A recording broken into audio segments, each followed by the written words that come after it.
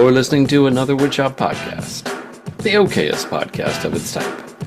Your hosts are Daniel Dunlap of Daniel Dunlap Woodworks, Peter Kapar of Petree's Workshop, and Braden Boakes of Littlebug Woodworking. You can find them as well as the podcast on your favorite social media channels. Welcome to episode 231 of another Woodshop podcast, where despite advances in science and our best efforts, Dan keeps getting older, turning 46 this week. Happy birthday, bud. Braden dropped his whole resume in the pre-show, where we learned that he, if I remember correctly, once sold a cell phone to Warren Buffett inside a furniture store, I think. And I'm trying to fill my house with more Christmas flair than Buddy the Elf when he decked the Gimbals overnight. The Gimbal Superstore overnight, making the manager think that someone was coming in from corporate, coming after his job. Moral of the story, don't trust corporate. And Santa's coming! I know him! I know him! What's up, old man Dan? And Braden, who worked at a store? Loud for all to hear. Hello, Dan. It is nice to see you out and about today. Actually, Dan and Buddy the Elf have a lot in common. They both put maple syrup on their pasta. Gross. You know who else puts maple syrup on their pasta? Our patrons. This is weird. The reverse. Yeah, that was bad. It's like a reverse cowgirl. This What is is so happening? wrong. What is happening? The reverse cowgirl of handoffs. Ugh. Speaking of cowgirls, What? our patron, we have Trace, new patrons. That is possibly Italian. They are as follows: Andrew Vahey. Now, I think he may have been a patron from way back, but he rejoined. So welcome back, Andrew. And Guess we who's also back? have Joshua Calhoun. And I may butcher this, so Ooh. get ready. John Smith. MJ Prohorov. MJ Prohorov. MJ Prohorov? MJ Prohorov. Can you use it in a sentence? MJ Prohorov joined the Male Army. Love him. Love him already. He's my favorite. Guys, if you want Dan to butcher your name, sign up. And if you do it in I can threes, do it. we can nickname you the Three Leches. MJ, thanks for joining. Tres leches. Now, speaking of butchering, let's talk about our It's VIP patrons. MJ Prohorov. That's not even like a... I don't know. Hey. We're in Nebraska. There's a lot of syllables in it. Yeah, you guys are Cut him supposed to some be like slack. the ones that like speak the best English, apparently. No. We don't have accents. We can't pronounce anything. We just don't have accents when we do it. Fair enough. I'm sorry, Dan, I interrupted you. Back to our top tiers. Starting off the list strong, it is Sexy Wood Daddy. That is Alex Duffy from Nice. Duffy's Woodcraft.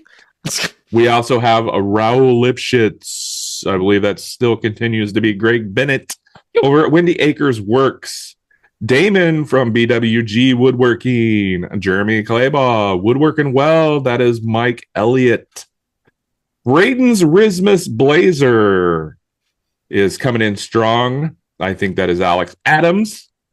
John Herbolsheimer over at Living Lath Woodworks. Jared LaPuma at LL Builds. Tyler Booth from Temecula Yard Games. Henry Lutens from Manfreda Wood. Charlie Coons at Stubby K Studio. Justin Frazier from Frazier Candy Woodworks. Sarah Rose Goldstein with Rosie's Row Wood Shop. Michael at Gillette Woodworks. El Jefe de la Madera. That is Jeff from Maker's Way. Oh my God. I had a brain aneurysm. Okay. Victor over at Wim Designs. 1 millimeter Peter taller than Justin. That is Nick Brim. Heyo. He's fast on that one. Fun fact, Nick Brim is 6'7", apparently. Max and Liz Reed over at Reed Design Co. Bill Burkle at WTB Woodworking. RJ Hammy at Dobby's Crap House. Oh, watch your mouth. Crap House. I believe that is Jake Conine at Dobby's Crap House. Craft House. Crepe House. Malcolm's official fluffer is still Patrick Gensel, Ed Mancini at Mancini Woodworking, Chris at Chris Will Make, Scott at Red Lake Custom Woodworks, Max and Mindy Coons at Stubby K Studio, and Justin Bailey from Campfire Woodworks. Rounding them out. Wow. Those are your VIP patrons. Thank you. You know, not to say this is an official benefit of being a patron, but me and Patrick Gensel are grabbing breakfast tomorrow. Just saying. This could be anyone. That is or is not an official. That You are is such a maker hoe. Just any maker nearby. a third You're of our just top all tier patrons are within you're like just 5 miles of you guys. all up in their business. You guys get all the cool ones out by you. Do we though? Yeah. Name Okay. Scott from Red Leg. You got Nick Brim. John Hermelsheimer. John. You got Alex Adams. Alex Adams. Yeah. Correct. So you guys, and I have what? Patrick Gensel and Justin. Justin Bailey. I do have the better ones. You're right. Okay. I get it. I hear it now. Okay, wait. No. Okay, no. Now that you say that, Oh, now you're fighting I'll back fight for you. it? Now I'll fight you. Eat it. Midwest, baby, Central Time Zone. Represent. Meow, meow, meow. Hit the Oh, button. if we're going by time zones, I think we get Jeff from Maker's Way as well. We do. He's in Oklahoma, so Well, in he's that case- straight south. We get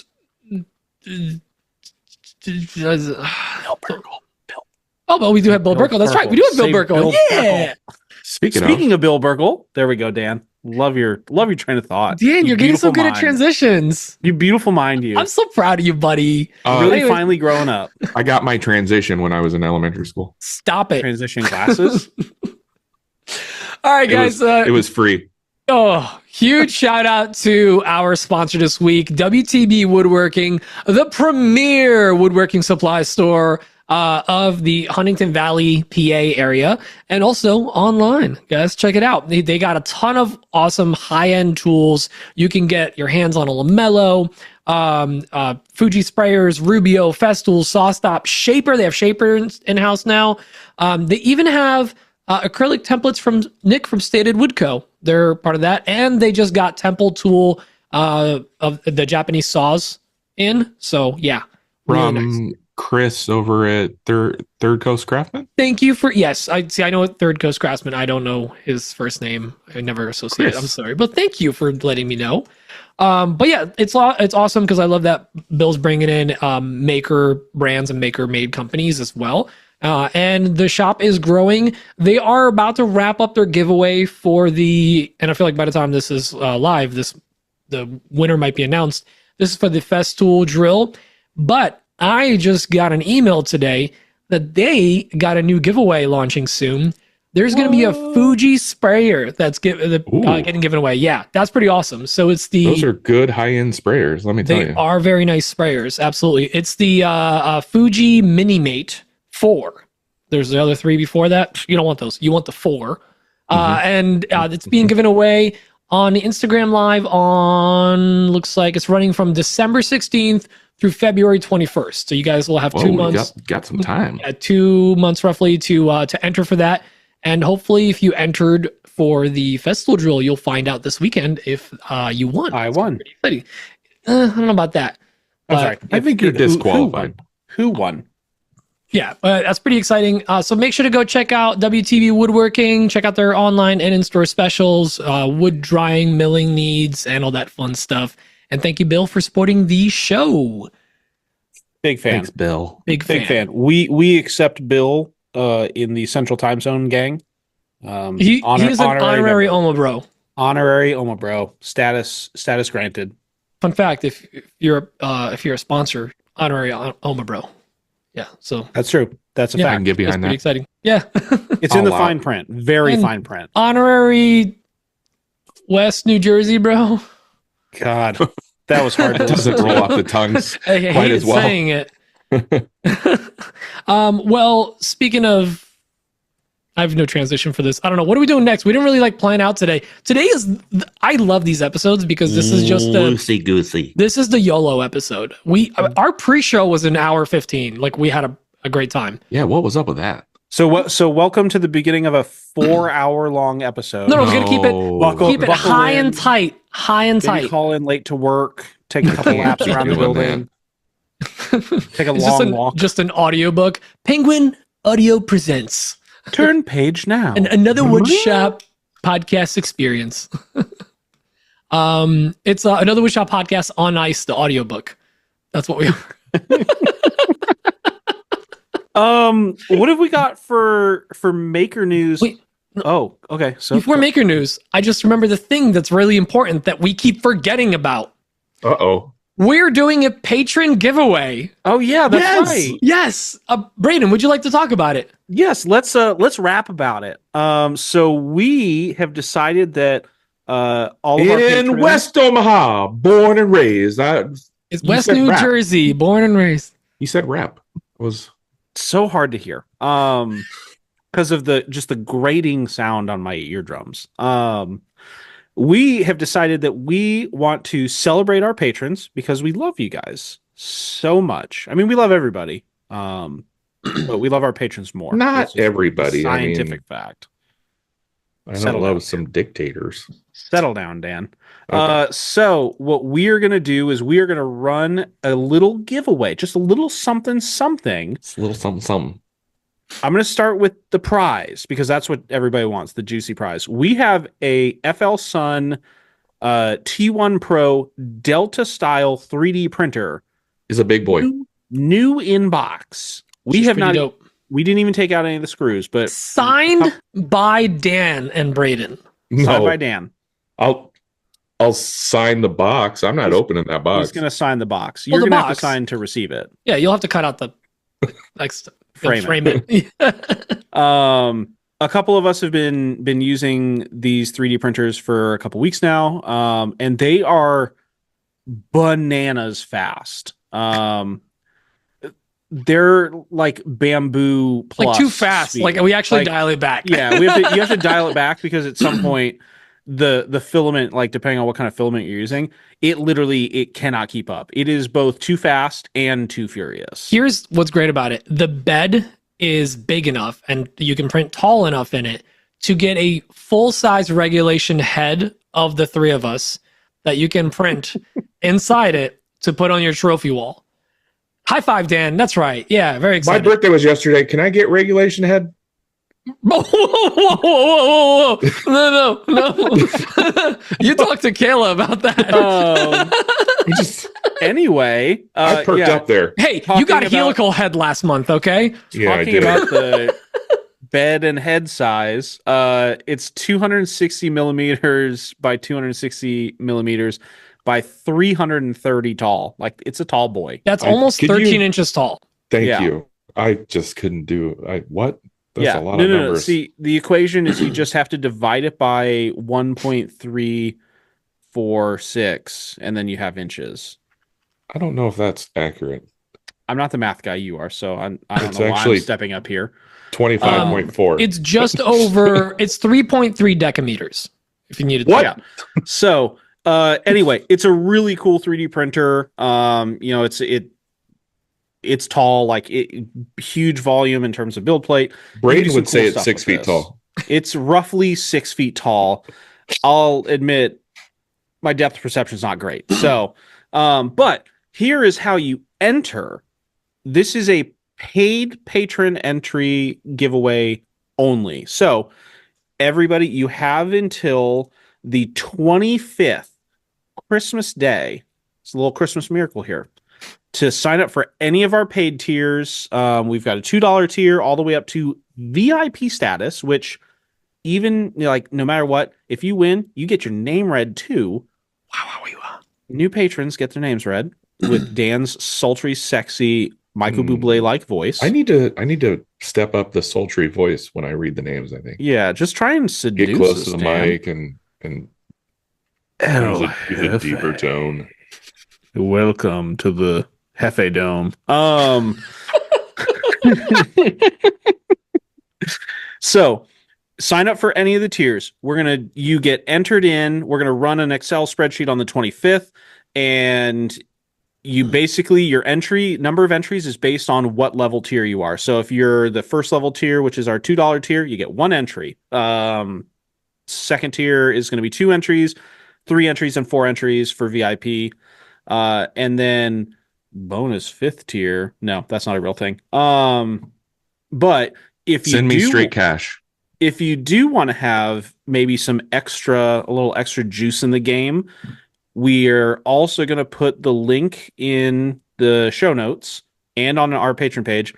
But if you donate $5 to Makers for St. Jude through our link so that we can track it, every $5 that you enter will get you another entry. So if you're on the $2 tier and then you donate $10 to St. Jude's, which is just a great thing to do around this time of year. I don't know why I'm doing like a hang loose sign. That's it. Hang loose, St. Jude. Right on, bud. Donate $10 and you're on the $2 tier, you'll have 3 entries into the giveaway. And at some point on Christmas Day, we're going to run that. And then we are going to announce the winner on the 26th episode in the pre-show. We're going to do a little spinny wheel or a rolly dice or a coin flip or something like that. So, Right between Christmas and New Year's. yeah. I mean, everybody's been spending probably a bunch of money on gifts for everybody else. Get a little something for you. Get a little VIP action. Get yourself a little helical head with the AWP boys and sign up for one of our patron tiers. And You said it. maybe win a big old 3D printer while you're at it, which you can then use to print a 13-inch tall version of our AWP Christmas ornament. Regulation head. I think we covered everything with the giveaway. It's a pretty fun giveaway. This is a nice prize. I'm looking at it on Amazon. This is a $600 value. This is Wow, plus shipping. Yeah, and we will ship and handle it for you. Oh, Yeah. we'll handle it all right. It's going to get handled. I'm shipping it right from my house. Ship not my station? loins. I will record Dan trying to lift it and carry it to the post office. It's a thick boy. Is It's that man heavy. okay? No, he's not. And also, he's trying to carry something heavy, unrelated. Unrelated.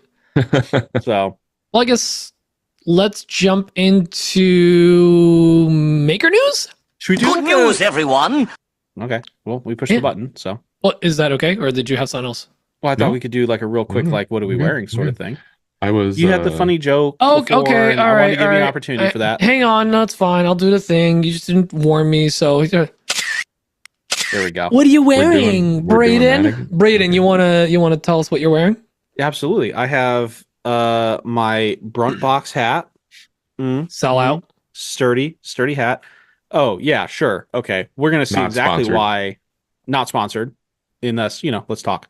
And then this I just got today. I got the House of Timber support your local shop dog shirt, Ooh. which is making me feel very, very self-conscious, but also really nice. It's a really long t-shirt, and every shirt, like when you get to like the roundness that I'm at, is a crop top. This one's long enough to cover like my belt, so I like that. But it's also kind of a thin material, which would be great in the summer.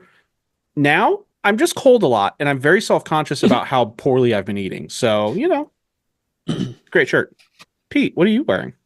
Me, I am wearing the special edition Brunt shirt. That's the John Cena edition because it has a camo logo, which you can't see on video. Cena! Dun, dun, dun, dun. That's the audio I need. That's it. That should be just our intro. His name is John Cena.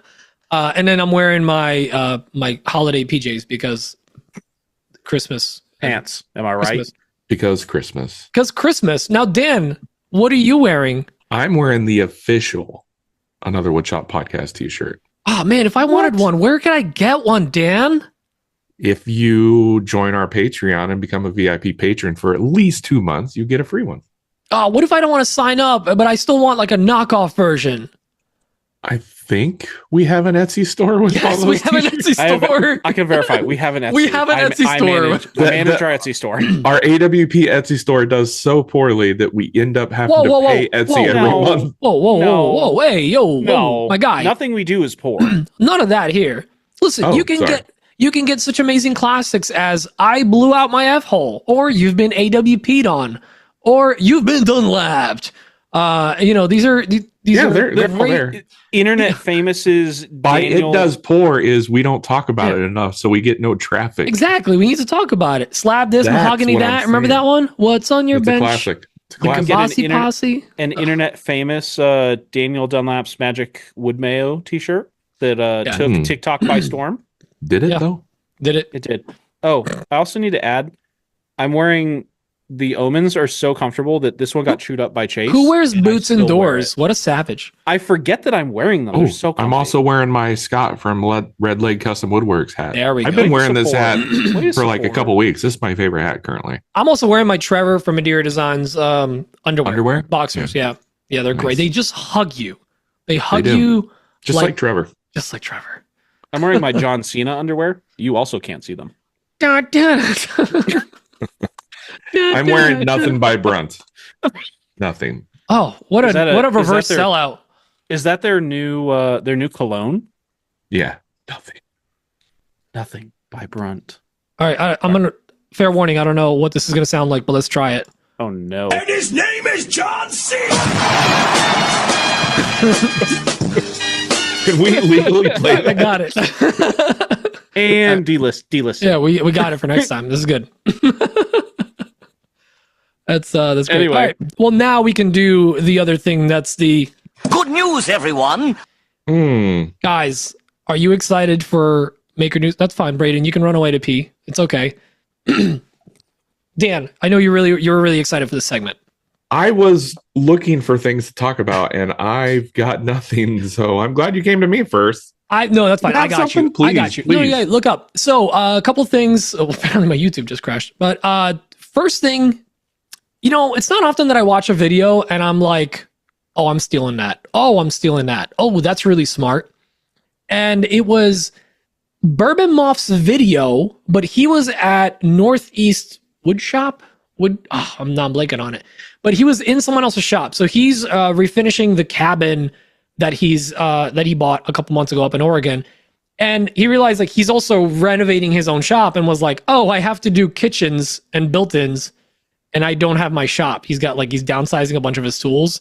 And he got reached out to by again, I'm blanking on a name because I probably should have done this research, but Northeast Wood Shop, big into Wu-Tang Clan up there. Reverend. And they built cabinets so fast. It blew my mind. It actually was they within one day they had all the rails and styles done and they were assembling stuff and gluing it up. But the way they did it, even gluing up long and then cutting to size and just the way they tackled everything, I was genuinely impressed. And I actually learned a lot from the video. So I will shout that out. I'm going to link it in the notes too. Definitely worth the watch. And then, if you don't follow both of them, go check them out, follow them. And while you're there, follow another Woodshop podcast on YouTube. Thank you. Please do that.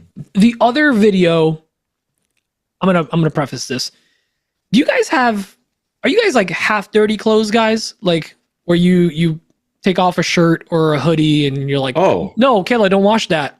That's so I'll wear my clean. jeans Well, jeans for a you week. don't wash jeans. Yeah, You don't- jeans are designed. That's- If you're overwashing, that's overhandling. Yeah, they're antimicrobial. Actually, jeans don't have bacteria. Oh, is that right? They're the end grain cutting board of pants.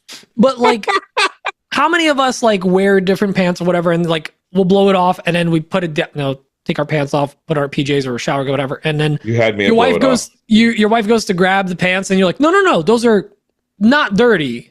They're not sweaty.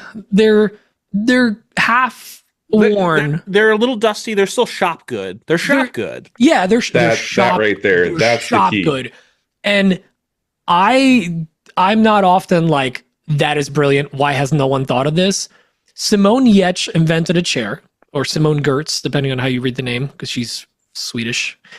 She designed this chair that has a second, the railing behind it, and she put the chair on a Lazy Susan so the railing swivels out, so you can drape all your clothes that are half worn over it, and then you spin it around, and it's your armrest for the chair. It's out of mind, out of sight, but you can just pull it out and oh yeah, here's the pants that I wore yesterday that are still definitely clean. Wait, What? that won't work though, because out of sight, that just means that those pants No, are now. they're not actually out of sight. Like you got to see this thing. You got to go check it out. I will put the video in the show notes, but go look at like her Instagram right now. It's kind of low key brilliant, and I just want to make it. I want to figure out where she got the giant Lazy Susan from too, because it seems like quite the thing. But it's awesome because like a lot of us we're wearing clothes for like half a day or whatever, or you work on a project and then there might be a little dusty, but as Dan said, blew them off and they're clean, right? Like you're not going to wash those. You didn't get any glue on them. And even if you did, who cares, right? That's just bad for the environment. Yeah. That's what that is. Like a sweaty shirt, sure, yeah, right in a hamper, right? Let the glue dry in there. Let my wife figure that out. Thank you, Emma. But like a hoodie, pants, shorts, that's getting draped over. Oh yeah. Well, and like a hoodie, you can wear that for like 2 weeks before it got a little funk. Yeah. I wear my hoodies multiple times before I wash them. Exactly. So yeah, you guys get it. So definitely check that out. It's a really cool design, and honestly, I kind of want to steal it. And she is talking about like, would you guys like this as a design? Because she has a store too where she makes very unique, one of a kind items, and this is something I would expect from her to actually make.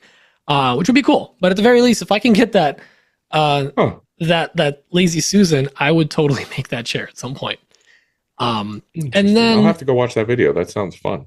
Yeah. Aside from that, the only other thing I guess I would mention is just in some like Onefinity news, Hamilton released a video where he like puts it up against the altmill.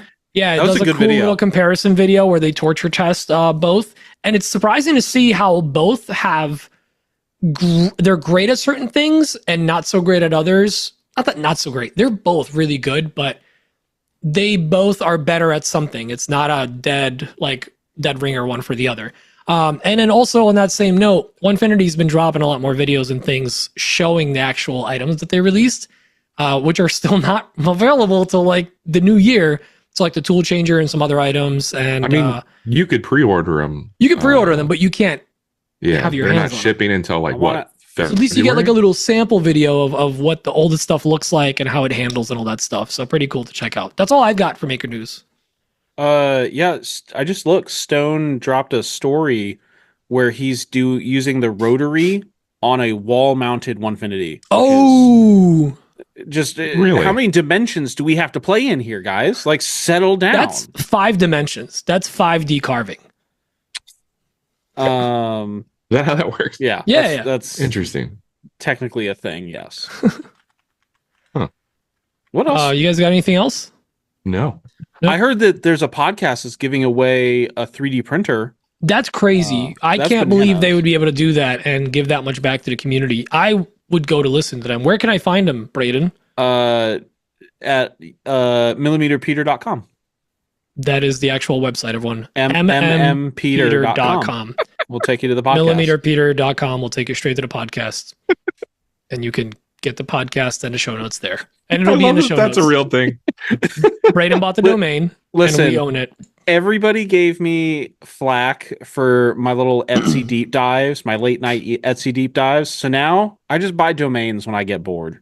That's fine. Yeah, and just redirect. I'm just redirecting I'm weaving a web here, guys. This is his Bitcoin. Like it it's really domains. Is. Except it never goes up. It only goes down. You never know. You know how like GoDaddy and those sites like they tell you like the value of your site. I'm like, to who?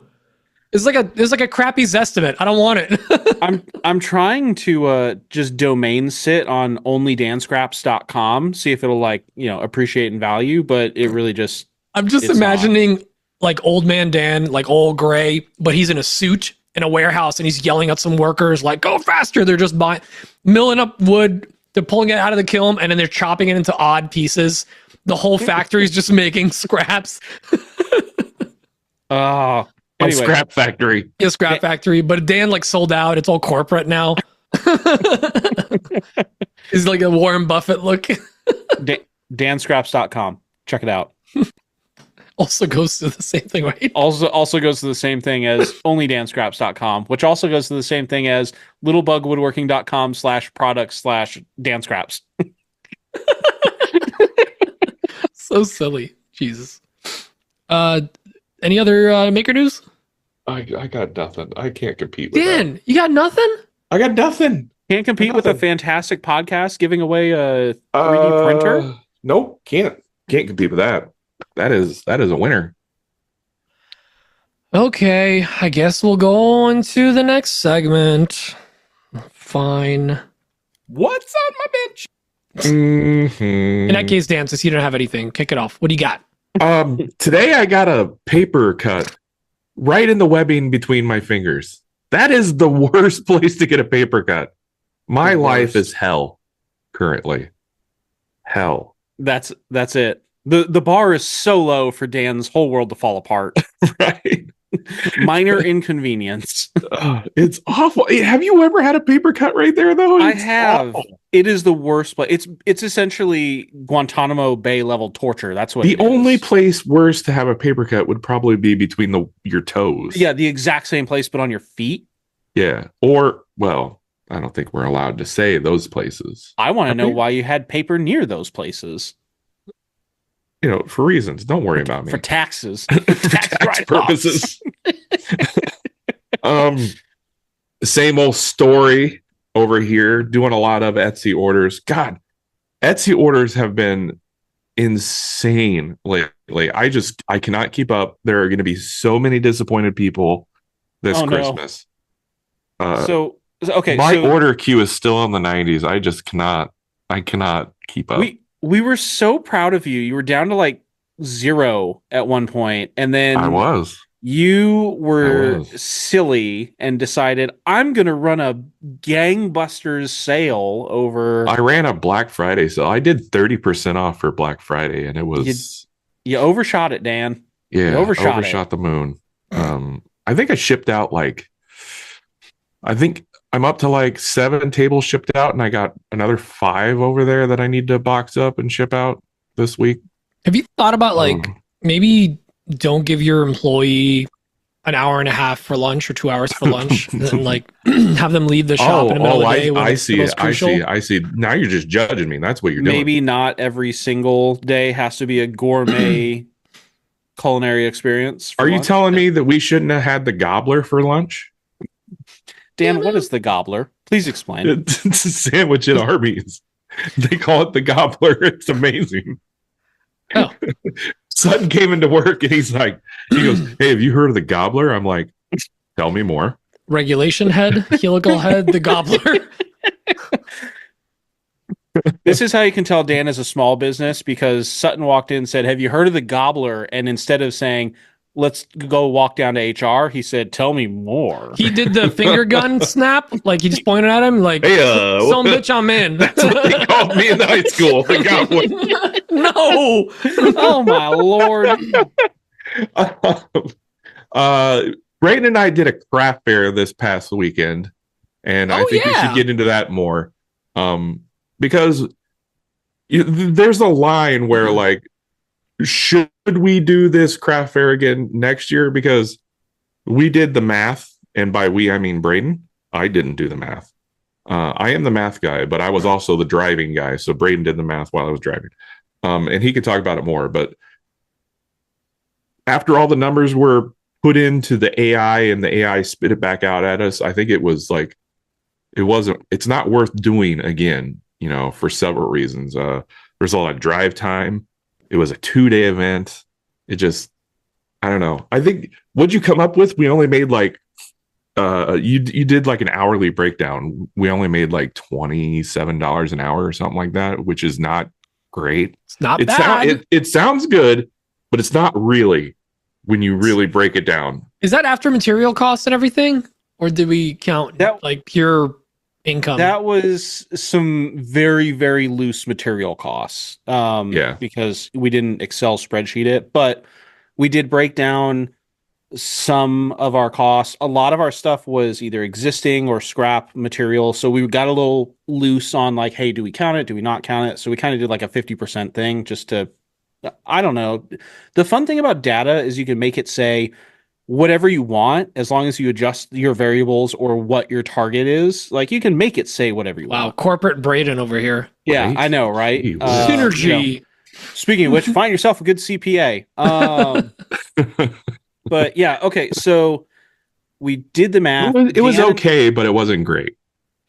Okay, here, top level, we made like 18, maybe $1,900 total between the two of us, like combined. Right. 2 selling days. all of our stuff over 2 days. Sounds good.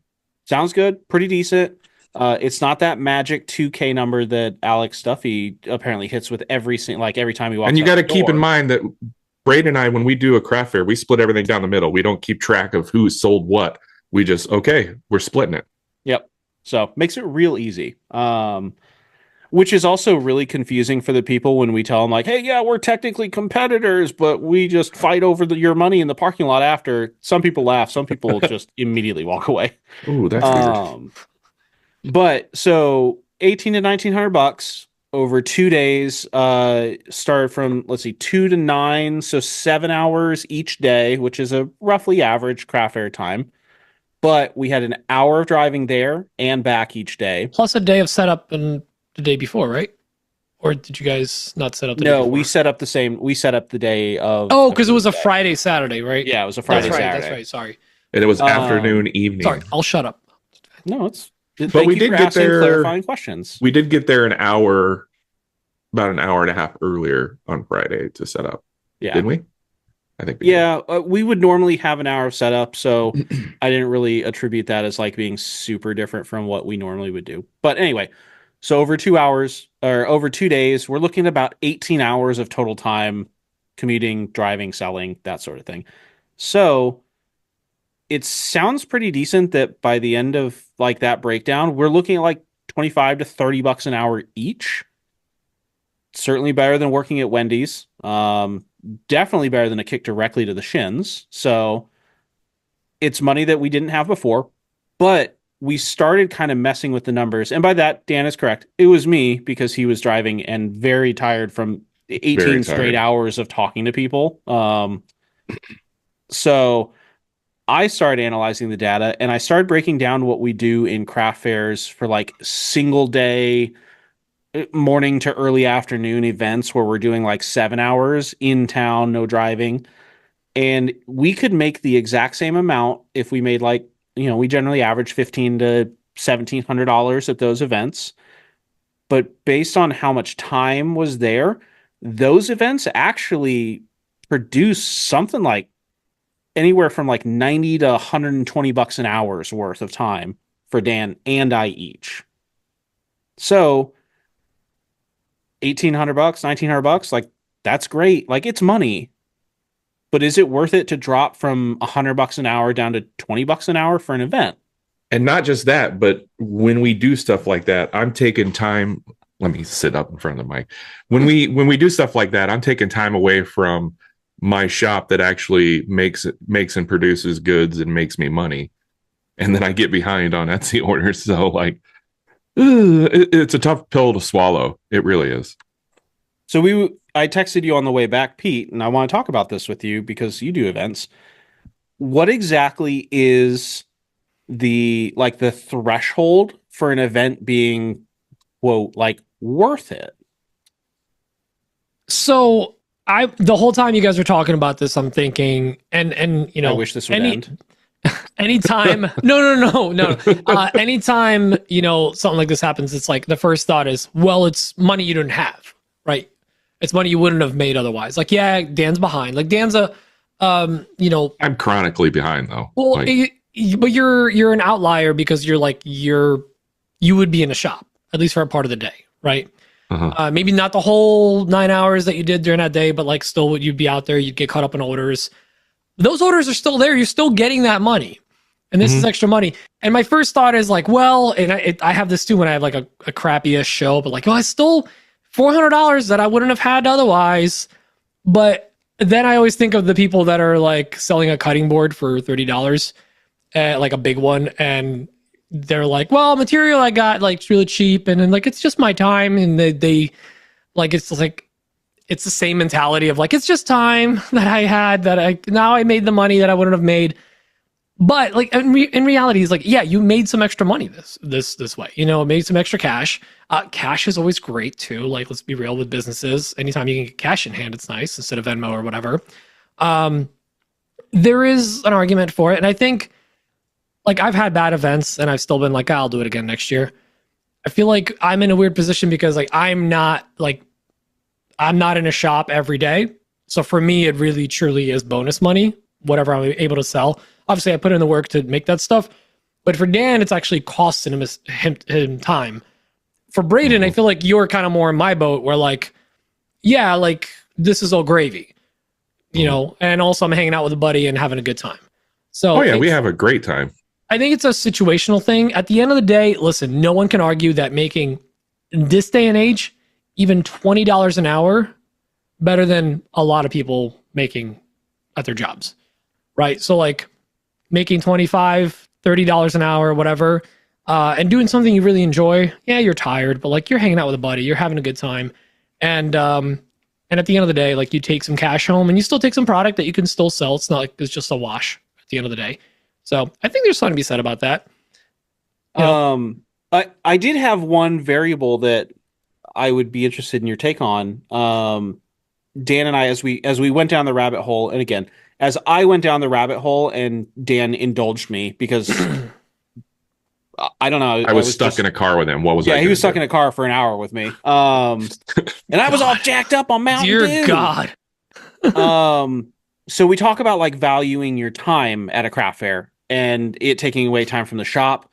And so my general like shop rate of how I'm building pricing and things like that is anywhere from like $50 to $60 an hour. When you're talking about time out of the shop at a craft fair, do you think if you're trying to like value that, would you value that at your shop rate, or would you value that at what you might pay? Because we talked about like, hey, we send not Sutton, but send somebody to sell the stuff so we could stay in the shop. Do we value your time different at a craft fair than you would in the actual shop? I've never put that kind of value to it because because this isn't like because if you weren't at the show, you'd be possibly putzing around in a shop, maybe not even going to shop, maybe have a family day, but like, were you fulfilling order, or like, were you actively working? And then also for people that are working 5 days a week, are you also going to be in a shop on a weekend? You might, people that actually have lives and want to try to respect their own time and not work nonstop. Like Dan he works hard. Like I'm never going to say Dan doesn't work hard. He's in the shop almost every single day. I'll clip it for you. Don't worry. Not yesterday. But almost every, like you need, that's the thing. Like when you work almost every day, you need recovery days. And if you don't recover, your body will for you. Like, apologies to everyone that like we dropped a podcast a day late this week because Dan was overworked. Dan was slammed. He was editing the pod and he was slammed. Yeah. We got back late for the craft fair and I crashed when I got home on Saturday night and I was like, oh God, the podcast. Dan was ridden hard and put away wet last week. Yeah. I was. So I will say this. I think, I don't think it's a flat, like across the board, like, oh, here's my rate. If you do value your time like that, then like, this is not going to be worth it for you. If you're like, if I'm making $65 an hour, I'm not even doing it. Same people that are like, I don't even turn the CNC on for less than $120 a month or an hour or whatever. $120 a month. Whoa. Or yeah, but like, joke's on you. Like, I never turn my CNC off. Like, I'll give the example of Mike Coffey. Coffey got to the point where he wasn't thinking hourly. He's like, if I'm at a craft fair, that's my $1,200 day. $1,200 a day is his operating, or like his income for all the projects, like broken down. That was like the number he had at some point. Like if I'm out a whole day, because we would talk about like going to events or whatever, he's out $1,000 plus or minus, depending on the day. Like if he's out for 4 days, that could be and for some people doing like larger volume, even bigger than Dan, that are doing these shows like Alex Duffy. Am I right? Like that might be a big cost, but also that might be the main way you make money. Maybe some people don't have Etsy's or Shopify's or whatever. So it really is like, where do you draw the line personally? Because if Dan didn't have you, Braden, like would Dan want to do it?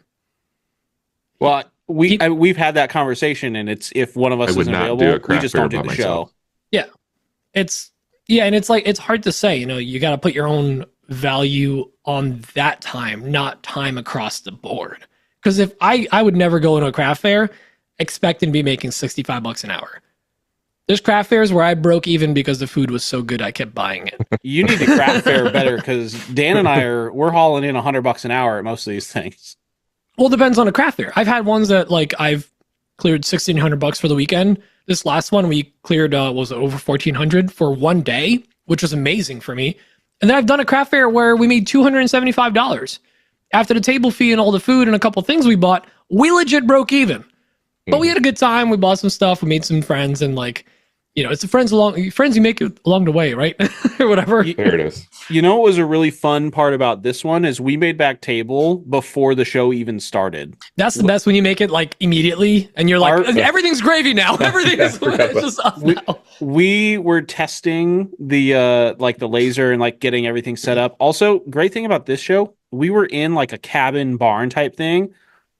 They had black pipe for smoke, like, or for sprinkler systems, and they had like no smoke detectors. So we were right next to a fire extinguisher, and that's all that we cared about. And a door. I saw your story and you were like, that's a green light, right? Yeah, it was fate. It was fate telling us. It was right next to us. We could literally touch it and smoke whiskey smokers right in front of us. You know what you should total do? Safety. If one of you guys gets a sponsorship with a laser and they offer a fume extractor, just put the fume extractor next to it. Just right out into the little filter. But yeah, so we set up the table and we were like testing settings and making sure everything was working. And the two gals at the booth next to us saw us doing that, came over. Dan did the demo. He's got a lot of glitz and glamour now. He's got that thing down pat. And next thing we knew, we were lasering like 8 whiskey smokers for these gals. And this was while we were supposed to be like setting up. So if you can do that, get your booth back before the thing starts. Yeah. You know what the other thing is? That's a pro move. Setup break time, setup and breakdown time you almost can't count it in that, like, because you're not making money during that time. And depending on how well or poorly you pack or plan, you're gonna take a long time. Like, my initial setup was like 45 minutes. Everything was out on the table. Took me like another hour or whatever to like organize everything, but everything was out. But there's been times in the past that it took me like an hour and a half to get everything out. Like, I had to find where everything was and find spots for it. So like, getting more organized ahead of time, or having a plan, or even if you've got a nice setup at the end of your show or in the middle of your show, take a photo.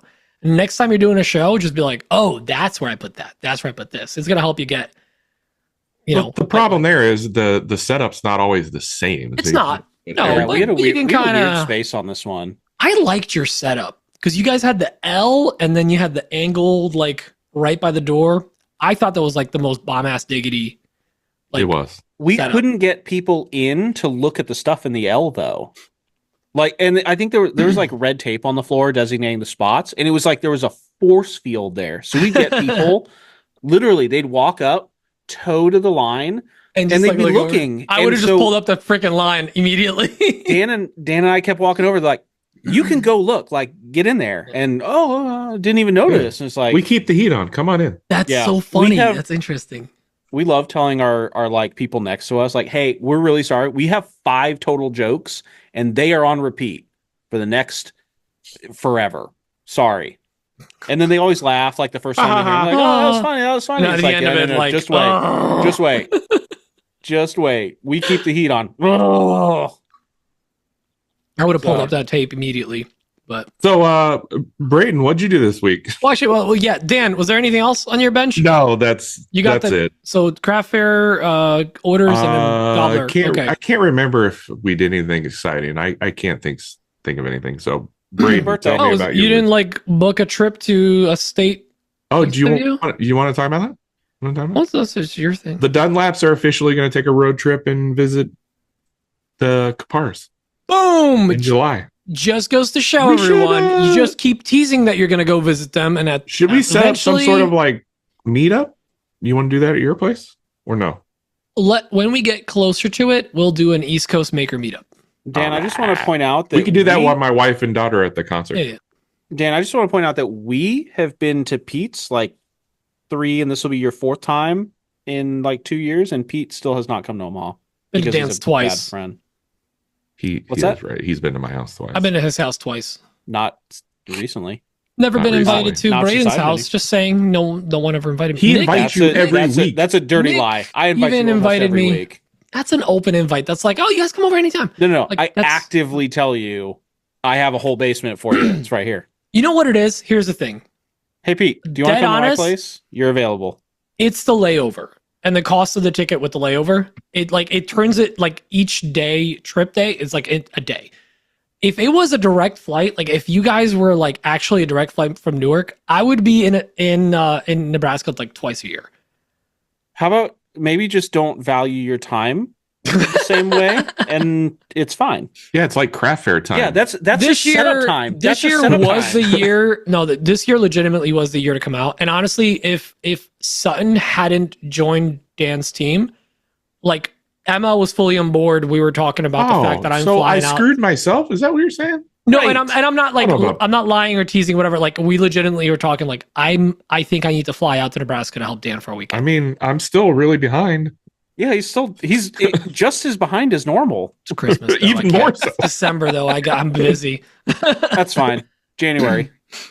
Yeah, but anyways, so Braden, what's going on with you?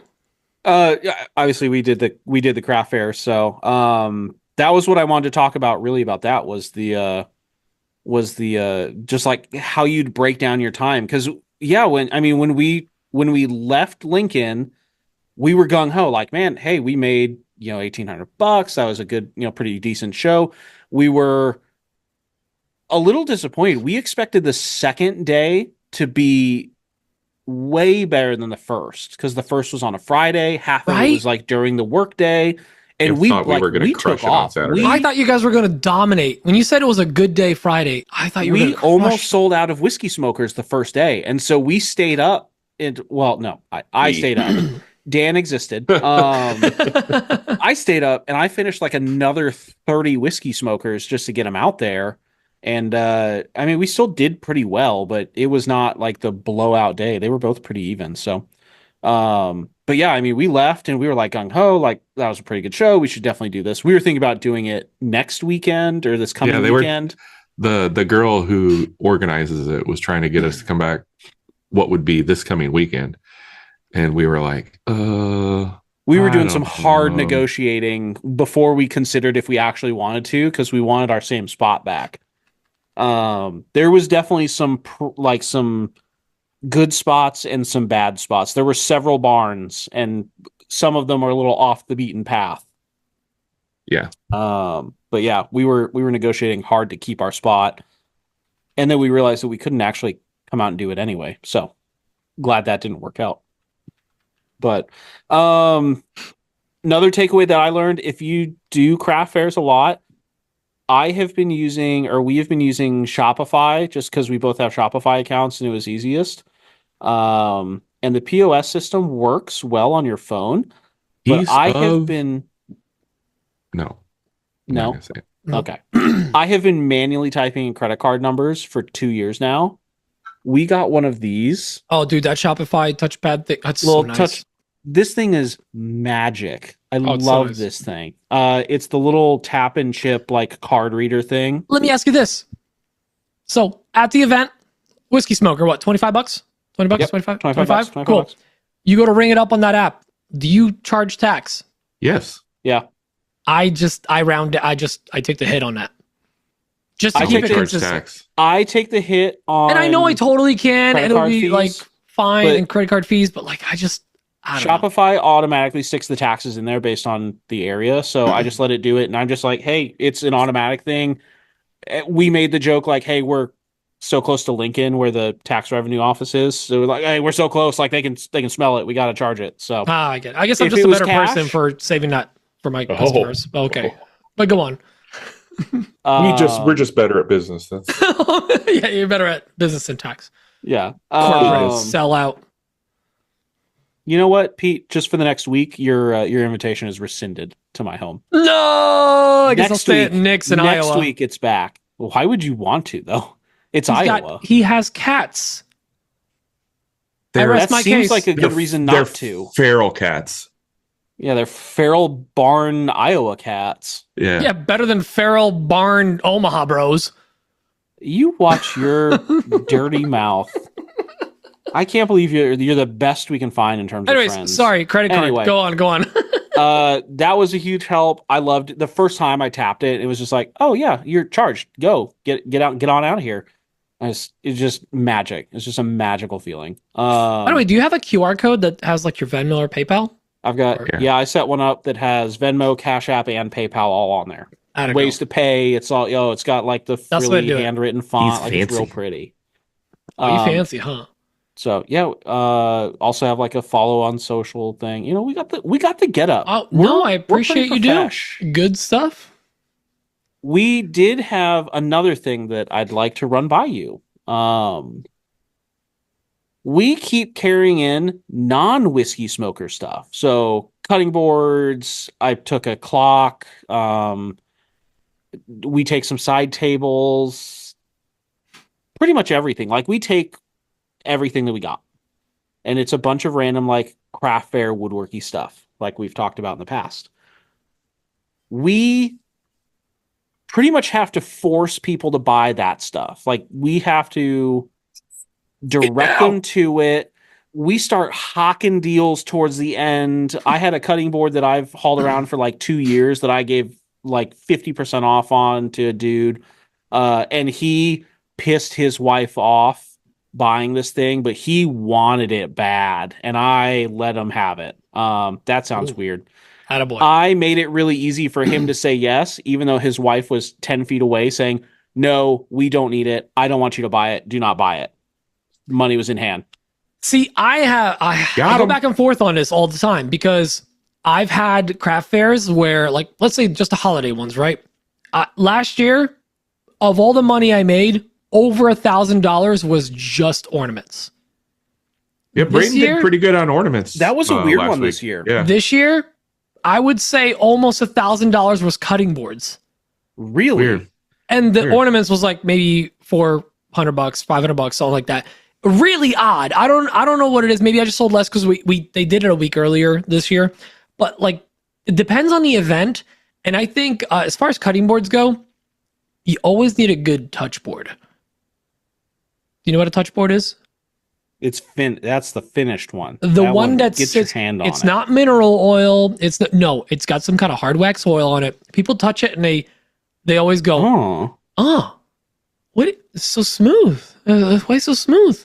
And I tell them it's because I rub it against my body. And also then I finish it with Nuba wax, and I talk about like you start a conversation of like, hey, here's what I finished them with. Here's why it's good. Here's what it does. And it's always nice to have a touch board because it just brings them in. They come closer and they always just run their hand over it, and they're like, "Qu'est-ce que c'est? Why is it so smooth?"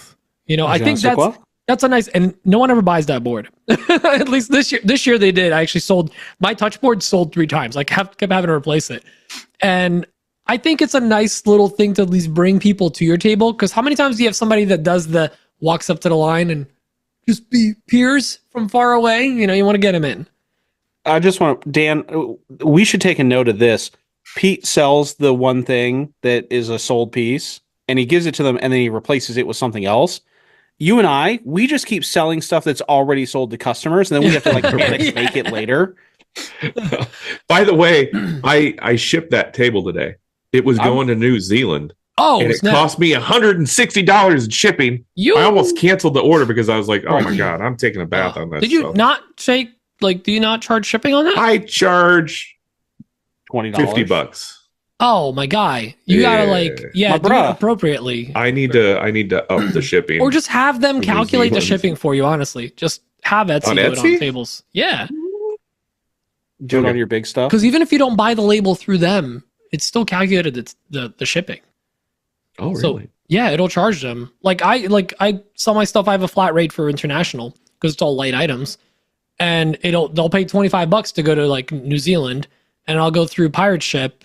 And honestly, for international, I started just going through Etsy because it's just easier. Just like they've got all international. I buy through Etsy because of the tax codes, the tariffs, and the blah blah blah. And it'll be like $20. I'm like, cool. I just made $5. Sometimes I lose money, but that usually works that way. But for the bigger items that I sell, it doesn't work out so well, and I need to adjust that. Speaking of shipping and like pirate ship, I started running shipping labels. I've always done shipping labels through pirate ship instead of Etsy because it's usually a little bit cheaper. I ran the same parcels through Shopify and just let them create it. Their pricing on shipping absolutely blows pirate ships out of the water. Really? Blows it out of the water. I think I had something where it was going to cost $24 to ship through Shopify, $12. It was bananas how much cheaper it was. I'm actually looking at migrating into Shippo because that's the one that integrates with Etsy now, because Etsy got rid of pirate ship and it works with all the other ones. So we'll see. I don't know. Whatever works. Yep. But I mean, that was the big thing. I mean, I worked on normal stuff. I'm working on a white elephant gift right now that I'm really excited about. You want to show it off? Let's show it off. This is why you watch the video, guys, on youtube.com/Another Woodshop Podcast. Wow. The Rayfords, that white looks so clear. You clearly must have cut that on a laser out of acrylic. I did not. I cut this out, and then I used the painting tutorial that you can get at houseoftimber.com to paint my own sign stuff. Wow, that sounds like it was probably a pain in the ass. It was. It's like the worst QVC ad ever. It was fine. I just hate printing. If you have never painted MDF, it's the worst. Painting is the worst. Have you ever tried painting a sponge? It's like that. That actually wasn't bad if you use use code AWP. Yeah, if you use code AWP, painting MDF doesn't suck. No, like a good filler primer. It seemed like it sealed it pretty decent, but no, or I got shellac. That's what I learned. Shellac. Yeah. I also like getting high. Yeah, I got my boss for the white elephant, and turns out there's a $25 limit for the white elephant. The good news is, as we've learned today, he doesn't know about the other $25,000 worth of tools. I don't value my time at all. So, and we're laughing. This was just cut on my $10,000 laser. Yeah. No NBD. Yeah. Hey guys, if I'm ever not working, don't worry about it. It's not super obvious where I actually am. But yeah, no, I'm really happy with that though, because I've never painted a sign and it looks good. Honestly, it was just kind of a pain in the butt, and I was really worried about it. So when in doubt, use acrylic. Yeah. But then you gotta buy acrylic. Yeah. But yeah, I mean that was kind of the week. Also, I got my my permanent Christmas lights up, and I didn't fall off a Govy lights. Fall off a ladder or anything like that. I didn't fall off the boom. I did put my foot through the ceiling of the shop though. Oh. Yeah. Well, that's news. Yeah, it was one of those days, like it was the end of the day, and I was getting frustrated because things weren't quite working out the way I wanted to, and it was like I was in the attic above the shop fishing some line. And it was one of those things like put my foot down thinking, oh, look, ground. Wait, no, don't do that. No. Wait, no, don't do that. Don't do that. Stop. And then I was I was over the miter station. I didn't fall. I stepped on it enough to like break the drywall, and then I stopped. But this right here is why you need to have cameras in your shop. Yeah. So if that were to ever happen, you can get it on video. So you can just hear, I could just put like a top 10 most fun events in the shop, and I could put that. I could put when that bat chased me out. Yes. Yes. Manly. Yeah, that was a good one. So, but yeah, I mean that was kind of my week. Pete, what did you do this week? Clearly, you weren't in Omaha having any fun. I was not. I put up my Christmas lights last week. That was nice. I actually, while I did that, my garage was open and a bird flew in. And the funny thing was, so Emma came in to, I guess I had closed the door at one point. Emma came in to do something, and she heard noise and thought I walked in, and turned out it was a bird flying across my shop. So what kind of bird? I don't know, but apparently was it a New York pigeon? No. Was it a New Jersey drone? It was a New Jersey drone. Yeah. Was it a hawk? Listen, birds are just government spy cameras, right? Like we're all on the same page with that. Yeah. Was it a hawk Tua? This we're not doing financial news this week. No. But so I opened up the garage door and I saw it flying around. This is not the first time I had a bird in my shop. So I just turned off all the lights, opened up the garage door, and it left.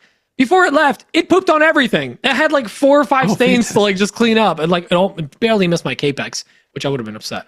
But anyways, and then of course, one spot on the joiner bed, so there's a little. Oh, that's yeah, shitty. I know. Yeah, so I had to get I it. see what you did there. That's funny. Anyways, so I have been on just a holiday rampage. I love Christmas. It is my favorite holiday. I am Buddy the Elf. Like I will deck the halls and then deck them again. My entire house is like turned up to an 11.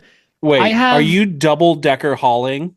I am double decker hauling. Yep. If my house was a toilet, I would be putting Christmas lights in the back tank. That's an upper decker. Wait, I don't like that. I don't like that. What the hell just happened? Do you know what upper decker is? If you hate someone and you're at their house, you open up the lid, and never mind. I'll explain it later after pre-show. Dan's classy and also has a bidet for his. He has a bidet.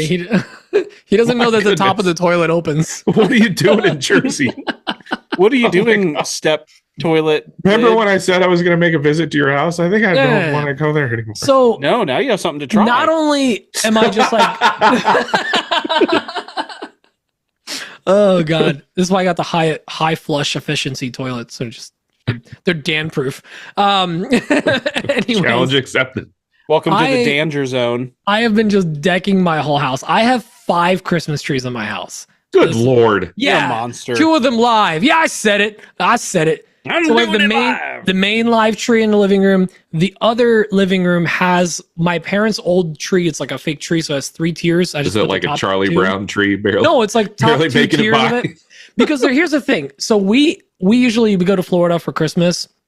This year we're hosting Christmas, so we have a bunch of family coming up, including kids. 2 of my nephews are coming up, and I want them to have the most magical Christmas when they come up. So the room they're staying in, we're converting one of the living rooms into a bedroom for them, and they're going to have their own Christmas tree. There's another live mini tree in our bedroom. There's of course the main big tree. There's one in our office, right there. That's a home. It's no, right there. It's just hard to see. Oh, you're counting that as a tree? Calm down. Oh, well, and in then that case, we have a tree in the shop. And the tree in the shop, I was gonna put like random stuff on it, and like balls and random things that I had. But I decided, here's a tree. Oh, I'm doing a wreath too. I'm doing it as well. So I am doing all made ornaments, all like CNC laser cut ornaments. And just by luck, I ended up getting a couple people that were, when I was, every year when I dress my tree, I take out all the maker-made ornaments and I'll like shout out the people that have given them to me. Braden, I think I did that with yours that you sent us. Wow. I may have tagged you. Year? No, Not this year. Oh, I may have just not tagged you, but I talked about it. Sorry. But wow. I got a couple in the mail from people. Hey, if you want to send me an ornament, I would love you, and would add it to our tree. So I'm just throwing random like CNC laser cut ones onto the tree. Very excited about it. And I'm a little behind. I have 3 or 4 that are already printed. I just need to put them up on a tree and do some stories about it. Aside from that, I've been working on my Shopify the last couple of days, and Heyo. I noticed it's one of those like, Dan, you don't get to say heyo because Braden did all your work. Braden, isn't was happy for you. Shopify amazing and also a pain in the ass? I love Shopify. I hated designing my website through Shopify. It's so the design is one part of it, right? It's all like every time I look at my site, I hate it more, right? It's one of those things. But the other thing is, so I was trying just to add variations just for my ornaments, personalized and not personalized. Mm-hmm. So then I'm like, oh, I guess I just have to create a variation. So I took all 20 ornaments, went into each one, created a variation, and then personalized, not personalized, added the amounts, all that stuff. I finished all of them and I go, wait, where's like the text box? How can I add a text box? Then I realized like you have to add an app. It's all like plugins. It's like WordPress. There's an app for that. You got to add apps onto it to build out your site to be a certain way.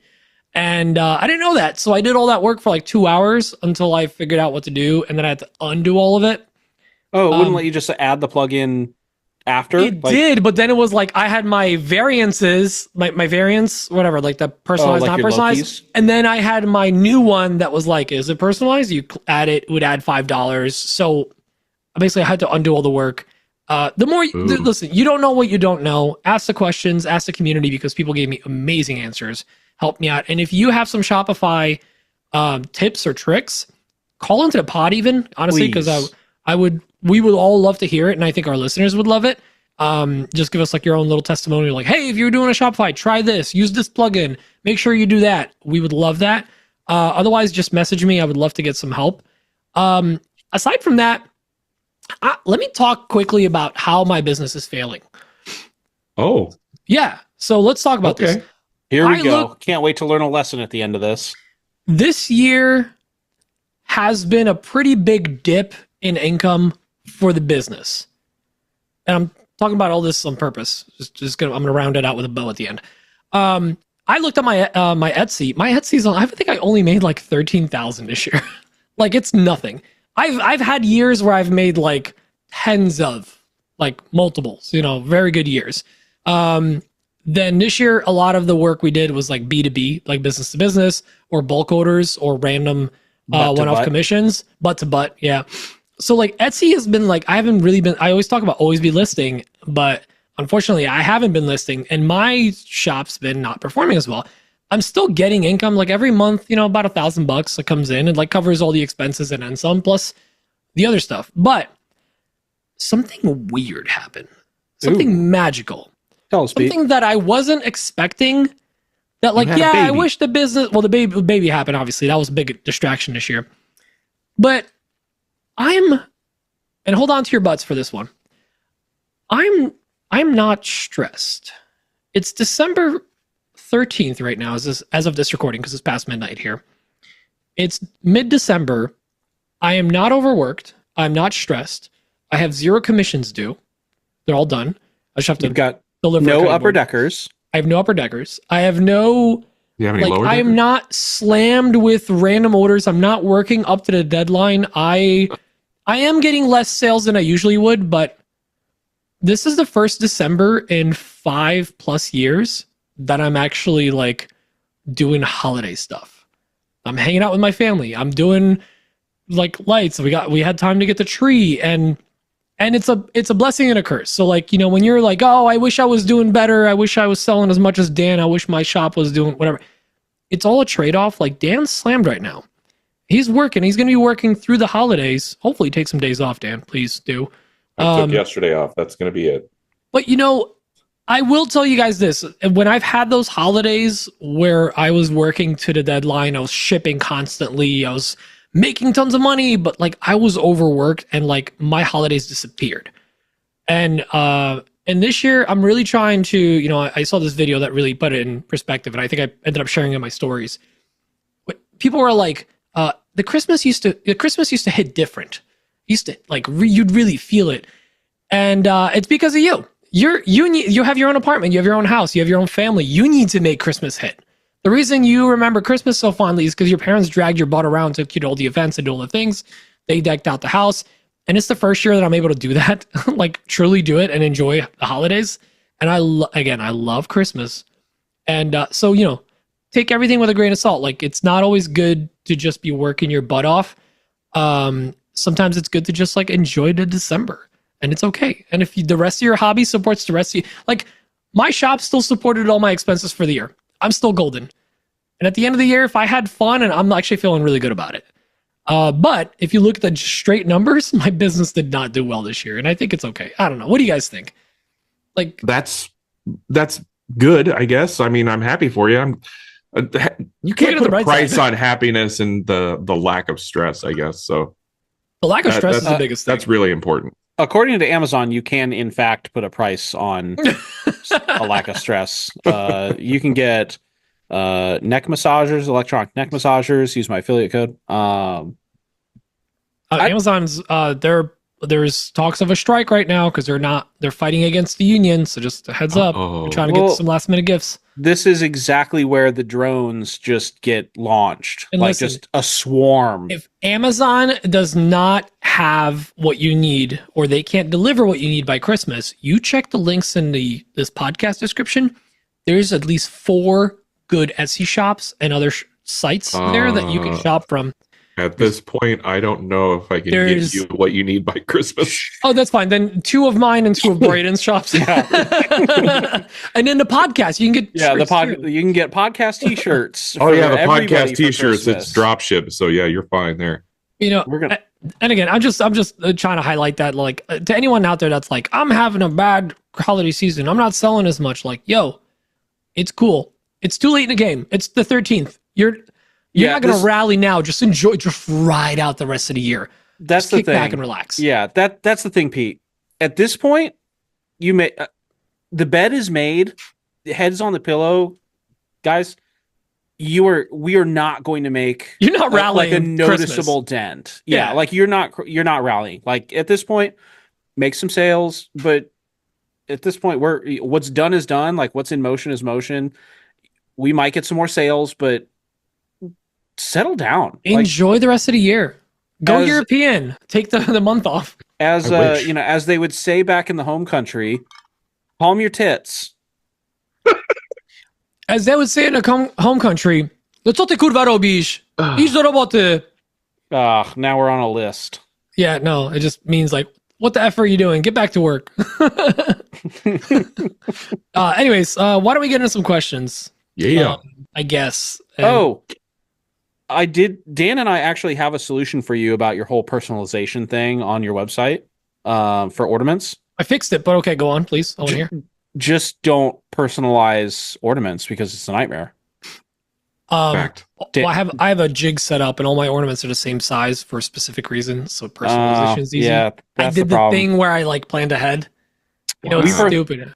we personalized stuff at the craft fair, and we got like the people of Walmart, and they wanted like full blown photoshopped custom designs on the back. And no, you get the words. Get the words. Here's the thing.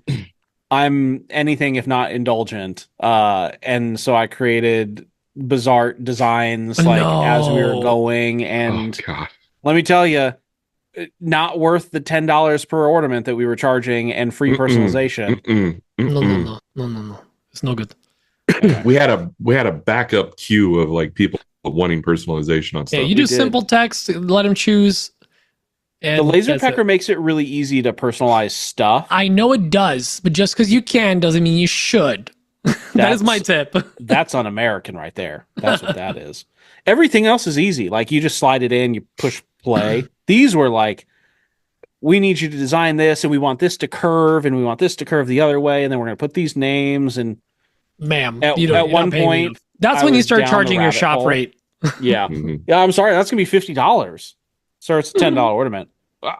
Biden's economy. You're the one still talking. Thanks a lot, Biden. All right, let's do this. Oh, Black Betty, ram lamb. All right, let's get into some questions, guys. Let's rapid fire these because we're at about an hour and 20, hour and 10. So here's the first one from Alex Adams. Hey, guys. What is your preferred method of cleaning up glue squeeze out on the inside corners of boxes? Oh, wait. I have a quick answer for this, and it's the best thing ever, and you guys all need to get one. It's called a paint spatula. It's what painters use, like a Happy Little Bush painter. What's his name? Happy Little Bush. Ansel Adams. Nope, that's a photographer. No. George Tom Clooney. Kaepernick. Nope, that's not right. Oh my god, I'm blanking on it. Anyways, it's called a paint spatula. It's not for like house painters. It's for like art painters.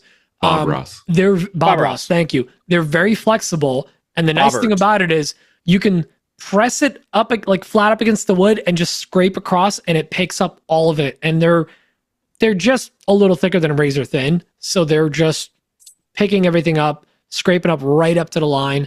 And man, cleanup could not be easier. You wait for it to get a little tacky, wipe it off of that, None of this wet cloth and wiping it down and making a mess of it. That's crap. Just, Okay. oh yeah, dude. Spatula. I call it a spatula. I have one it keeps getting glue gunk and it keeps layering up. Once in a while, I just take it to the belt sander and just like clean it up on both sides. Gets real hot. Be careful. That's what you do. That's what I do, at least. That's what you should do too. Dan, you have a better answer? Yeah. I use water like a chump. I can't wait for Dan to just blow this out of the water. Tape the seams before Oh, you this glue it guy, together. get out of here. Tape The seams before you glue it together. Pull the tape off before it gets hard and cured. Pull it off like every after cutting board 30 you do that? minutes.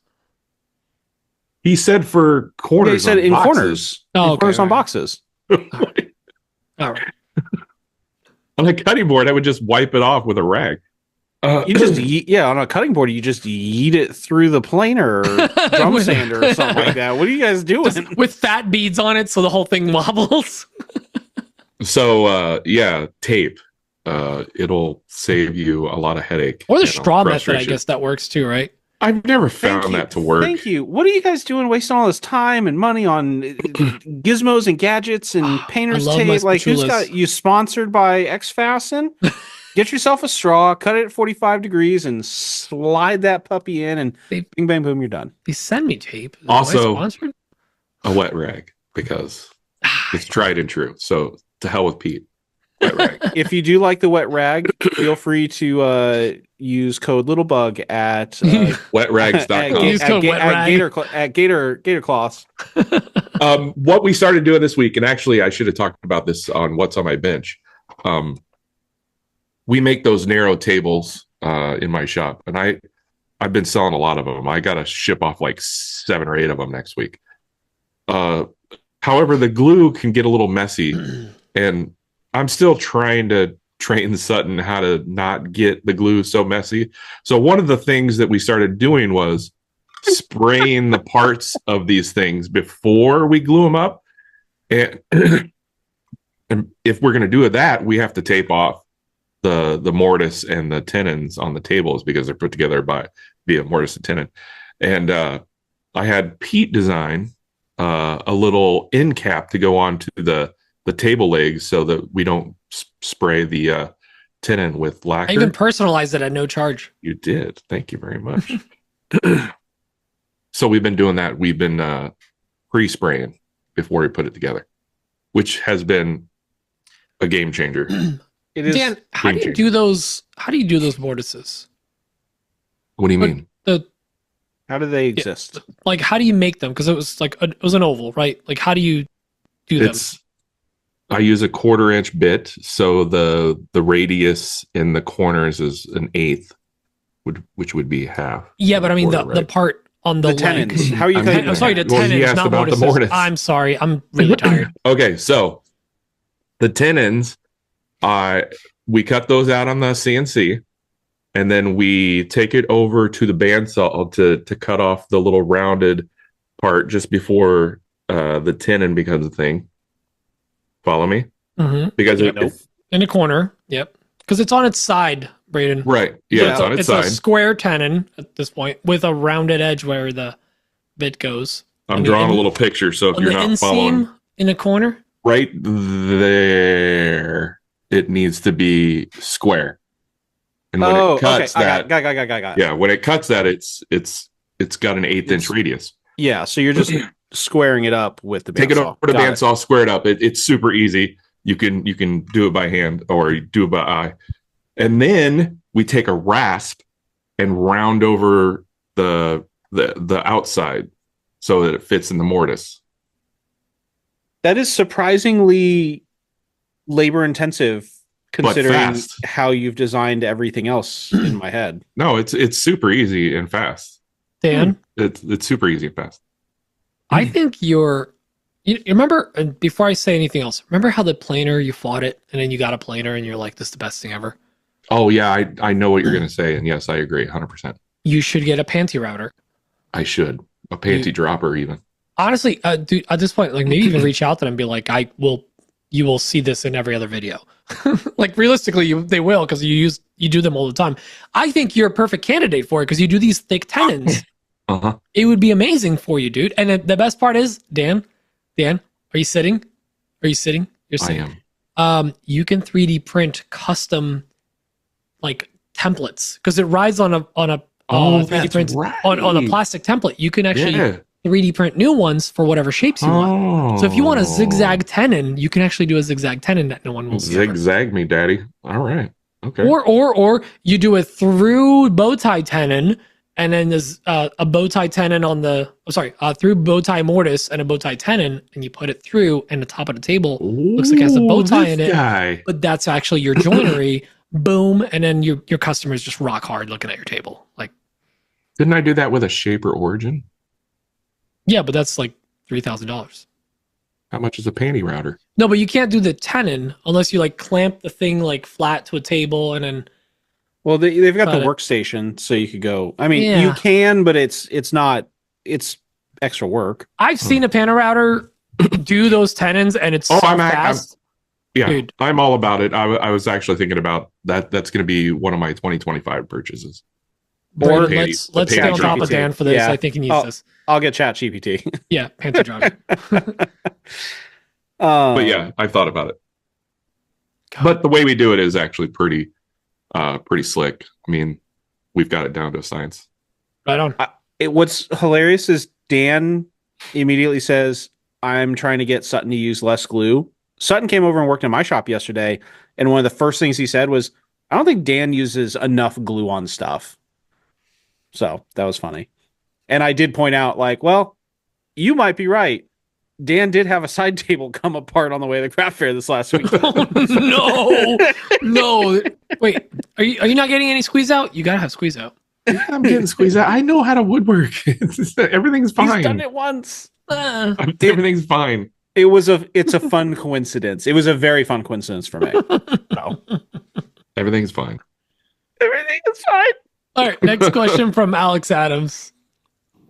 Hey guys, looking for some recommendations on a cyclone dust separator.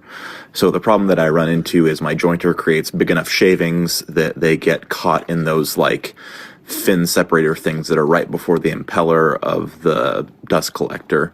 And so that gets clogged up a decent amount when I'm using the jointer. And so the dust collector that I have, it's just one of those 1.5 horsepower, 30-gallon bag type setups.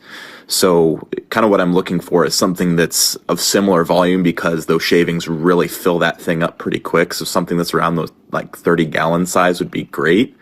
But I'm not sure performance-wise if that type of system needs to have something in particular or if I have to upgrade to something that's a little bit beefier to handle a dust separator of that size. How big of a Dan, dust separator is he talking about? he's looking for a cyclone. Yeah. He wants a This cyclone. this was an easy one. Well, first Yeah. of all, I will say this though. In the meantime, to save you some money, go in with like wire cutters or grinder. Just cut out that little grill. My old Yes. dust collector had it. Yes. That's only there for like if you suck up a chunk. Yes. But for trunk. for joiner and planer shavings, that's just impeding your progress, and you're actually Yes. going to see a huge improvement. Cut that thing out Agreed. immediately. Immediately, you don't need it. Yeah. Immediately, no. Yeah, yeah. But Dan, go ahead. Yeah. Perfectly said. As far as the cyclone, I think I have in my shop the bigger Oneida Dust Deputy. Oh, I mean, You no. have the medium one. the medium one, You have the medium one. and it works great. It doesn't get clogged from my planer, my jointer, my bandsaw, my table saw. Obviously not my drum sander because the shavings aren't super big on there. It's like powder, but yeah, that seems to be big enough for me. So I would suggest that. If you don't already, since we're talking about dust collector, if you don't already have like a filter of some kind, like a HEPA filter, be sure to get that hooked up too. I wonder You what don't his want that budget fine is. Particles flying through the air. I think Alex is super rich. I mean, he lives in very expensive Nebraska. He likes quality tools too. I know he likes his Festool. He likes quality. So, I mean, not to shop with his wallet, but I mean, don't cheap out. He listens to the podcast. He obviously has exquisite taste in fine He has exquisite, things. yeah. Yeah. I mean, it sounds like he just needs You have the same Cyclone I got, right? I have the big version of the Cyclone. I've got the next step up from yours because mine. Wow. It's not a. This isn't a brag. Wow. This isn't a brag thing. Yours came with your dust collector. I added mine on, and I wanted to go directly into the 6-inch pipe. So, I just have the big Oneida Cyclone, and it is chef's kiss. It's phenomenal. So, go get one. So I would say you got a couple options. So again, it's one of those like what's your budget type of things, right? Laguna has a C-Flux and a P-Flux. P-Flux basically, the main thing is I think it's a HEPA filter. The C-Flux I think doesn't have that. It's just a regular micron filter. They have a cyclone, so a cone that'll go to a hopper. And the reason the reason I'm bringing those up is because it drops into a hopper with wheels, which is easy to roll away. It does. It's a 25 or 29 gallon hopper, and the bigger ones have more, which depends on what you're looking at. The other option is the Dust Right Cyclone from Rockler. I gotta say, those are actually quite nice. Whoever Rockler's working with, they know what they're doing. They're actually really, really good. And there is one, it's the Dust Right wall-mounted HEPA Cyclone Dust Collector 1250 CFM. That actually sounds really nice. It's about $13.50, and it comes with a 20-gallon rolling bucket that you can like it's a little drum at the bottom, and that has a HEPA filter. So that's a great option too. Honestly, if you're doing this in your house, just spend the extra couple $100 to get the HEPA if you can.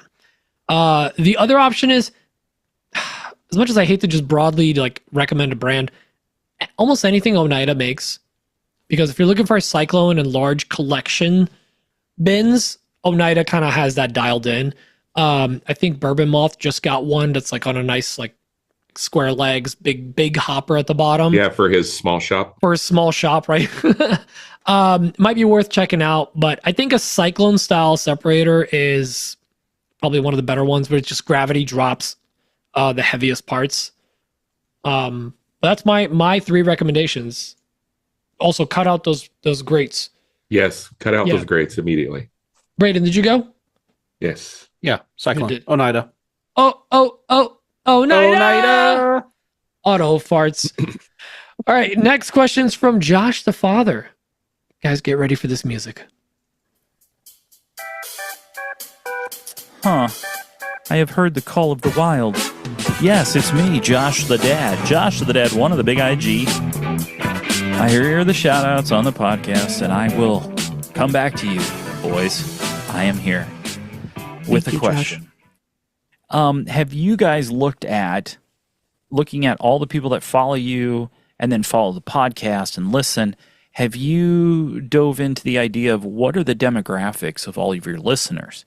How many are full-time woodworkers? How many are hobbyists? How many don't have a clue what woodworking is? They just want to listen. Have you ever looked into that? Or, there's lots of demographics you can pull from the podcast streaming service, but have you ever thought about maybe surveying your audience just to kind of get an idea of where everybody's at? So if you're ever looking for the weird and unusual questions, I've got it for you. So demographics, there you go. Okay, well, I think that's all I got.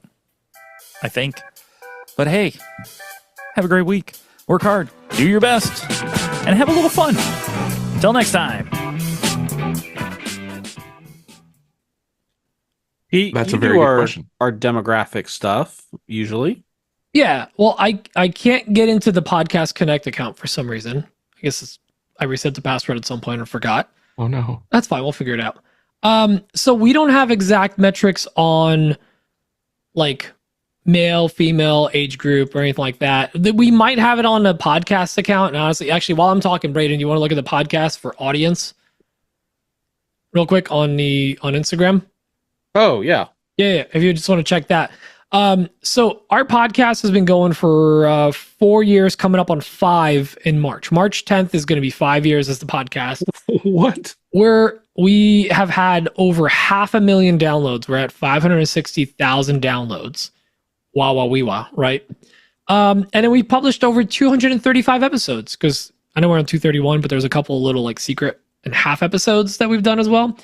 But here's some of the stats. So we're going to do of all time.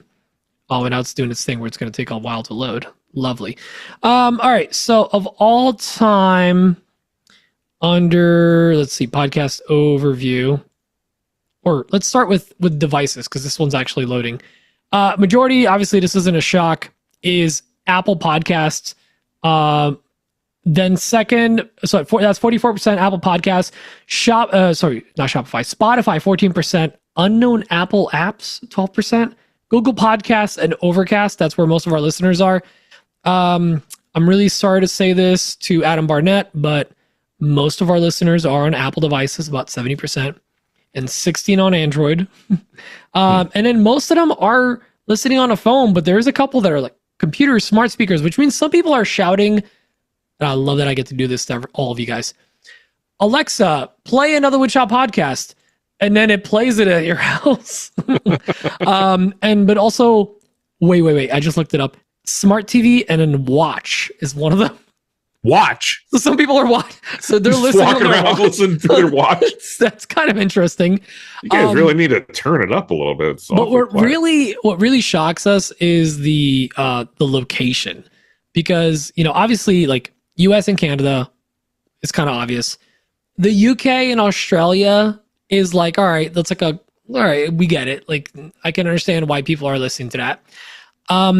We're in countries that we didn't expect to have a lot of English speakers. Like we're trending in Sweden, Ireland, Netherlands, Germany, Mexico, and South Africa.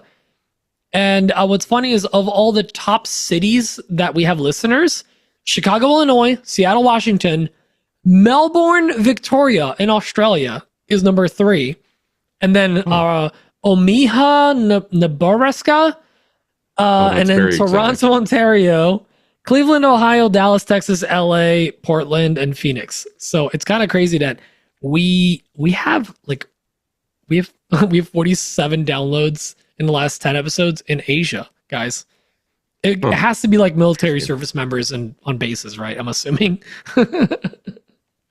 But as far as demographics, like exact demographics, we don't have that. But it is kind of mind blowing, like how far of a reach this silly little podcast has. And we couldn't have done it without you guys. We're really, really thankful for all of you listening every week, especially like literally across this planet in Australia. Kind of blows my mind. Wild. Wild. So one of the things Josh asked there was like, what's the percentage of like full-time woodworkers to part-time woodworkers to just DIYers and stuff? That's something that we could do on our IG page and just like start a poll or something and see. Ooh, we should. Now, Braden, do you have like some of the demographic from Instagram at least? Yeah, they moved it on me, so I had to go find it. Oh shoot, and I swiped it. Hold on, just a second. Lost it. This is a distraction. I remember my first time. So they limit a lot of the in-depth data to only the last 30 days, which seems like a super helpful thing. IG, thanks a lot. Really appreciate you. But our top countries on IG in the last 30 days were obviously the US was about 77%, Canada, UK, and then Brazil. I'm always really shocked at how high up Brazil seems to be in our content. Like, kind of shocking. Weird. We have a Brazilian listeners. Yeah, that was one of the episodes. At least a Brazilian of them. One Brazilian listener. Nope, that joke's not going to play. I'm not going to go with that one. Age ranges were roughly 40%, 35 to 44. 21% ages 45 to 54. 19% 25 to 34, and roughly 8% 55 to 64. So we're not exactly hitting the younger generation. We're not, which is weird because we use so many young people words. Skibbity. Yeah, no cap. We're so Ohio Riz. I said Ohio twice when I was saying Cleveland. And then this is not a super shocking split, although it is a little bit higher than I would expect. Our split on IG for gender is about 80% male to about 20% 1% female. I didn't realize Emma counts as 20%. She likes a lot of our posts. She genuinely like watches or listens to every single episode. So I'm looking on YouTube, right? Which not as big of an interaction there, but like we do have 1.2K subscribers. And on that one, female is 5.1% and male is 94.7%. Pretty significant. And then basically 0% under 17 years old. I guess the kids aren't down with it. That is cap. Yeah, 18 to 24, 9.4%. 25 to 34, 37%. 35 to 44, Dan, you're just out of this, 34%. And then about 6% each for 45 to 54, 55 to 64, 65 and up. So we got some retirees in there, boys. Basically, any brands that happen to be listening, if these demographics speak to you, reach out. Yeah, it's all basically millennials. It's 25 to 44. That's our demographic. It is interesting to see that. I kind of wish I could get into the Apple one because that one like deep dives on the Apple stuff, but crazy. 10% Android. How do we get more women Podcast. interested? I would be interested to see like what the ratio is from full-time woodworkers to have part-time, and like what Josh mentioned. Let's do a we should do a poll. Yeah. Let's do one on Patreon, and then we'll do one on, well, Braden's going to do one on Instagram. And I'll do the Patreon one. Speaking of Patreon, if you go sign up, you can get entered in to win a 3D printer. Wah, wee wah. Love it. Shameless plug. Shameless, I love it. All right, next question's from one of these people that I didn't pre-write who this was. Okay, go. Hey guys, as I've been employing more robots in the shop, I find myself with a growing library of digital assets that I need to contend with. I've used tools such as Lightroom in the past to organize my photography hobby. But do you have any secrets or tools you use to manage your library of things such as purchased clip art or laser and CNC projects that you can share? Thanks. Chris will make. All right, Dan, you got a lot to say about this. Go. I can't wait to hear both sides of the pendulum here. I don't really know. I want Braden to go first because I was kind of out of it while I was trying to create a post on Patreon. I organize most of my stuff. Right. That's what that. Okay. Go ahead. Not great. I'll never call myself wildly organized, but I do have a rudimentary like filing system that I keep assets and digital files in. And then I have a central server set up at my house. So it all lives there. Just in case my shop computer finally eats enough dust that it bites the bullet and crashes. So for me, it's just, it's real basic. I don't use any special like programs or anything like that to organize it. I just use the normal Word filing system. Daniel?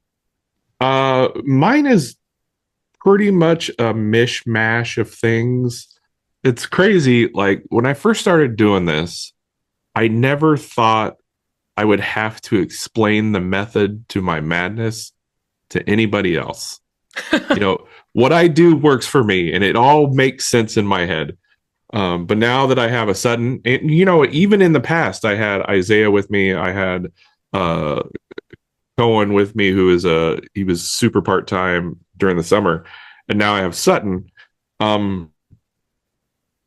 They all looked at what I'm doing and they're like, how do you keep like this old man in his computers? Yeah, to me it makes sense. And then if you were to look at it, like you'd be like, oh my God, how do you find anything? So I don't know. I don't have a good answer for you, unfortunately, Chris. I need help as well. Pete. Dan's good answer here, his ChatGPT reworked answer is find a system that works for you and just be consistent. There we go. All right, Pete. I wish I had some like clever answer for it. I have everything in 2 spots. The first one is on my workshop computer that's still called CNC laptop because I moved the drive into a piece like a desktop. It's still called CNC laptop because it's a computer I've had, like just kept moving over into better machines since like I got my first CNC 5 years ago. It's in the shop, and honestly, for most of the stuff, both in Aspire and in Lightburn, I just look at recents. I literally in on the left in Windows Explorer, just like look at recents, and that's where I find most of my projects. If I need to find it, I search it. That's where about 80% of my stuff is. Now, everything I download online, I try to change the name to whatever the folder is and make it something that's searchable. I throw a bunch of words so the descriptions are really long because I want it searchable. So if I'm like, something that had snowman in it, and I type in snowman and it'll like pop up in the middle of a long name of things. And that I will drop on so I have a network assisted storage, a NAS, that has like 24 terabytes in it. That's where I dump all of my business stuff. Everything I need to reference, it's great because I'm able to share between my Mac, my PC, the PC in the shop. Emma can access it. I can access it from my phone at home. So it's really great. But that only has I would say it has about 80% of the files I own and about 20% of the files I actually use.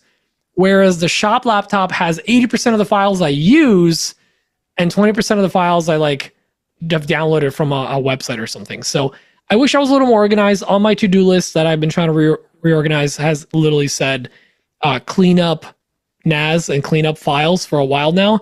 So I can make like a laser section, a CNC section, and then make it by like Christmas stuff and, vendor event stuff or flat pack or whatever. So all I'm going to say is, keep it in one place if you can, whether it's a Google Drive. I know some people do that. Some people have like an external drive they have connected. They all have it on one laptop. I would recommend putting it somewhere that's a little more resilient. Like if you just have it on one computer, you're asking for trouble potentially. Like on a thumb drive attached to your key ring. Yeah, that's like, always like connected to the laptop. Like, yeah, that's 2004. That's my server. Like, why are you attacking me right now? I'm sorry. But honestly, like something like a Google Drive is a great way to have it. But not everyone has Wi-Fi in their shop, right? Some of us have a garage that's detached, so it's a little harder. So, at least keep a backup once in a while. Just like copy your stuff, move it over somewhere else. I will say that just to be sure. Like Braden backed up Dan's stuff a while back. To be clear, all of my stuff is in one location, one-ish location. You just have to know actually what to two. look for. It's in 2 locations. I keep all my design files on an external hard drive, and I keep all my G-code files on a thumb drive. So that's. I was going to say, if you steal Dan's shop laptop, you can bring an entire business to a standstill. It's 2 1/2 places that are together are one place. Right. It's all there. It's just the way it's organized inside those things. It's kind of a mishmash. Sutton's been like, let me add it. Let me organize this. And I'm scared that he's going to lose something because I know where everything's at. I will say, Chris, the one thing that's really helped me out, make the names long and wordy. Anything you might search for, put it in there. If you're doing a job for someone, put it in a folder that's like Daniel Dunlap's custom blanks. And V1, V2, V2, V3, yeah. final, for sure, final. Because there's times that I have to find a file from 2 years ago and I'll type in like, like I was doing like ornaments for Sarah. I was cutting them out and I just typed in Sarah and I found the file from a year and a half ago that had all of them there. And and it was in a weird spot. I wouldn't have found it just by looking. So definitely recommend that. I'm going to ask this, and it's only because you work in IT and I feel like I have to. Did you call a NAS network assisted storage? He did. Yeah. I'm like 90% certain that's not a thing. It's network attached storage. Attached storage. I'm sorry. I was God. Like, is the network? What does Pete have? I want it. I don't know. He's also I'm used to NAS as Nas. This here Jones, like Lil Nas X. No, Nas, the OG Nas. Oh, like the energy drink, Nas. Anyway, get what's our next educated. What, Get anyway, educated. what's our next question? You not know who our Lord and Savior Nas is? Okay. Anyways, next question's from. I don't know who this is from, guys. Keep this anonymous. I have inventory in a store, and the store paid for the items and offered me a pop-up event at their store and canceled 3 days prior. They have a huge storefront and is interested in more products in the future, but it left a bad taste in my mouth. Would you still sell to them? Rosie's Woodshop. I wonder who that was. Anonymous. I would say honestly, yeah. If someone canceled on me a few days before, I would probably be a little pissed. But I would say this: if they want to buy, just be like, listen, I can't commit a day to you anymore. If you want to buy it, here's my inventory. If you want to buy it, here's what it is. There's the price. I'll drop it off. That's fine. But I am not committing to another day with you guys if you can't commit to that with me. That's how I would handle it, at least. Braden? I'd want to know why. Because if it sounds like it was a pop-up event and they canceled 3 days ahead of time. Did they let somebody else sell? Was it like they swapped out the pop-up? Was it weather? Were they closed? Was there a family emergency? Like there's a ton of different reasons that a pop-up event might be canceled a couple days ahead of time. I'd want to know that. If they are purchasing, either wholesale or if there's a consignment set up and they've got a big storefront, there's not a single thing that's going to make canceling one day event stop me from putting product where it can just sell and I have to do nothing. I mean, technically having the product there in the storefront is easier than the pop-up event because you don't have to do anything. It just sits there and sells. I don't know. Dan? Yeah, 100%. I'd want to know the whole story. Simply because I have a very low tolerance for fuckery. Dan has the lowest tolerance for fuckery I've ever seen. Case in point, today, like I've said, I'm behind on orders. I know I'm behind. I don't need anybody reminding me that I'm behind. I got an Etsy message. Somebody's order is like 2 days late. What'd the customer do, Dan? They said, "Are you going to send this or not?" in an Etsy message. So I just said, "Not," and I canceled it. And he wrote back, "You're an evil." He called me a name. And I was like, well, you're an evil Dan. You asked a question, I gave you an answer. Don't be like that. I ain't got time for you. So you don't get to be the bow tie king of Sarpy County by being nice. That's right.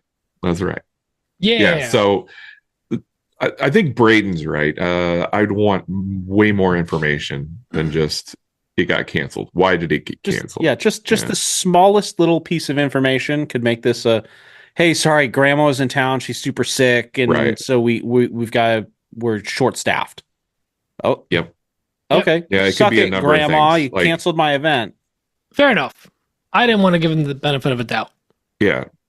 I have trust issues. You're not dealing with a giant conglomerate like Amazon or something. You're dealing with mom and pop stores that are run by 1, 2, 3 people, maybe at the most. So, yeah, I'd want some explanation, clarification. Plus, when you go in to get the clarification, you can find the best places to start the fire. We did start the fire. That's overshooting it. That's too much. That's too far. Don't do that. All right, last question here. Got a question for you guys. I have a customer-on friend that is wanting a really big desk conference table. He wants his logo in the middle of the desk. I told him the only way that I could do that is with a CNC that I don't have.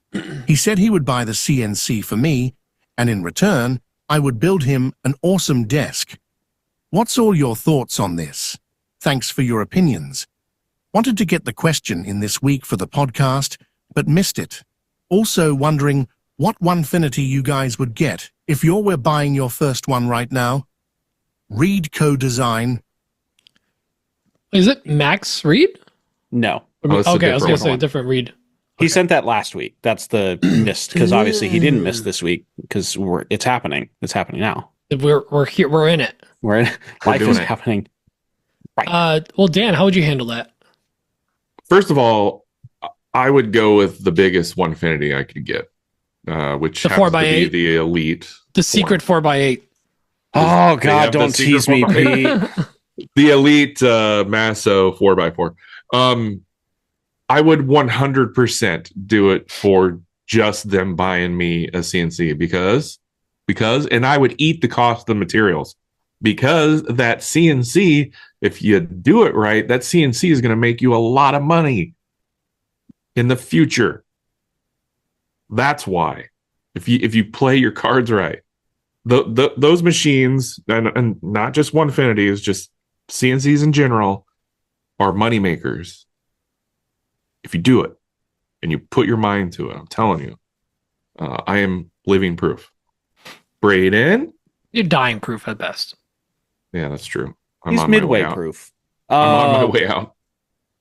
I agree that I would absolutely. I mean, heck, we talk about it all the time. Like when you're first starting, not that you're first starting out, but we all talk about our times when we were first starting out, and it's like I'd calculate exactly what it was going to cost to get the tool that I needed, and that's what I charged. A CNC, heck yeah, I would do that deal with a caveat, a little different from Dan's. I'm going to figure out a way to make them also pay for the materials. Like, hey, my labor for the CNC, totally fine. I'm in. Let's do it. I'm not going to eat the cost of the materials, especially without us knowing what the heck this desk is going to be. Because, I mean, if he wants like some giant conference table, I mean, we could be talking like $6,000, $7,000, $8,000 in material. Yeah, I realize that. So I think that there's some scale. If it's a regular, like a small desk, and we're talking like $500, maybe. Again, you need more clarification. Yes, I'd be making them buy materials. In terms of what I would get, same thing. I'd get the Foreman, which is the 4x8, or I'm sorry, the 4x4. God, you got it in my brain. I want it so bad. To be clear, they don't have a 4x8. They do not have a 4x8. Stone has sworn that it'll never happen. Are you saying he's stonewalling you? He also told me that a 4x4 conversion would never happen, and it exists. So I trust him about as far as I can throw him and Hop together. She's pretty light. Which is both pretty of them. far. They're both. Yeah, that's why I got to definitely- stack them up. But also, I'm jacked, so you know You we're could good. shock-putted throw both of them at Stone like a workbench, Sean. javelin. That's true. I like how you went javelin, I went shot put. But yeah, I would get that. If you are going to be paying for materials, good Lord, we need a laser for this CNC. I don't know how we're going to use a rotary on a desk, but we're going to figure out a way. Like, if I'm paying for You materials, got to make the you're legs. getting You got to make the legs. everything. So I would definitely get the Foreman, though. Having the ability to do like a half sheet of ply is such a game changer in my shop. I love that machine. So get that, get the Masso. I like the Masso so much. It's such a great controller. And then, you know, whatever accessories and things like that you need, make sure that you get those and, you know, just make them work for it. Pete, you at one point had a CNC, right? Yeah, it's the best workbench I ever made.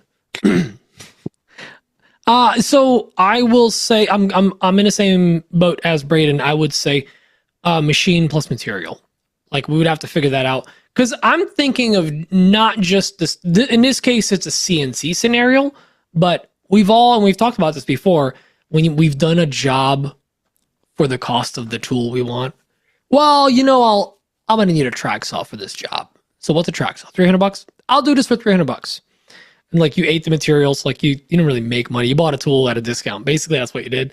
And that's what you'd be doing if you did it for just the machine, but then a slab or table, like all the material, it cost you $1,000, but you got a $3,000, $3,500. Let's say you went all out, right? 4x4, $4,000 machine. But you still paid $1,000 for that machine. But maybe you're not in a position to just drop $1,000. That's like given that we're in the business and we got cash flow, it's like $1,000 for a machine like that. It makes sense. But like think of you guys when you were starting out, dropping $1,000 on a tool that's $200 on a tool was a lot. I remember when I first bought my real sander, I spent $600 on a tool and I almost cried. Right? So I will say that make sure that you can get the material as well. That being said, I agree with Dan. It's just a moneymaker. It prints money. Like, you just got to put in the work and it prints money. My laser and my 3D printers print money. That's the reason the only reason I don't run my CNC is because the other two things keep me so busy.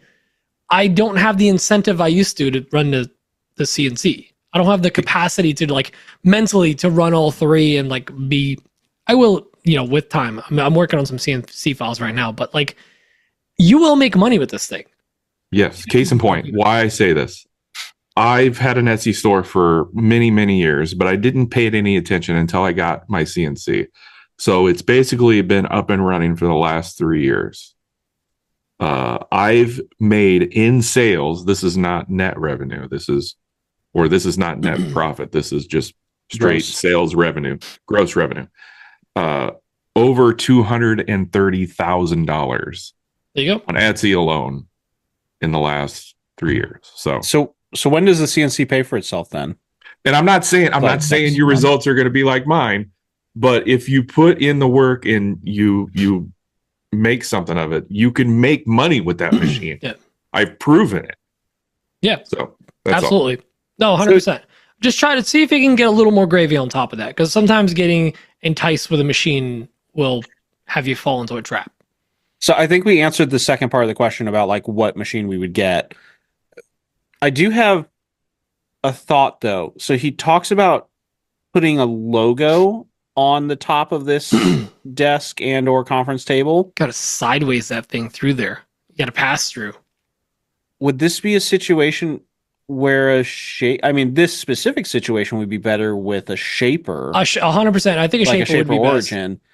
Best. What would you guys do? Would you want the more useful tool for this job, or would it be worth him dealing with the hassle of, like, sideways loading in something into a machine that I think is less specialized than the shaper origin, like going with a Onefinity? You get what I'm saying? I would say that it depends on your shop and what your level of projects is, because I think a shaper really truly, I used to be like, who would have a shaper? I get it now. I've seen enough. I want one. I've seen enough cases where, like, if I'm a hobbyist, not a hobbyist, but, like, even if I'm, like, a woodworker, but, like, I don't have interest in CNC stuff, but a shaper lets you do a lot of cool stuff. And you can see that in Keith's videos. Like, he does all his custom work in there, and he uses the shaper, and he literally used it to mill up brass the other day, and it did a really good job too.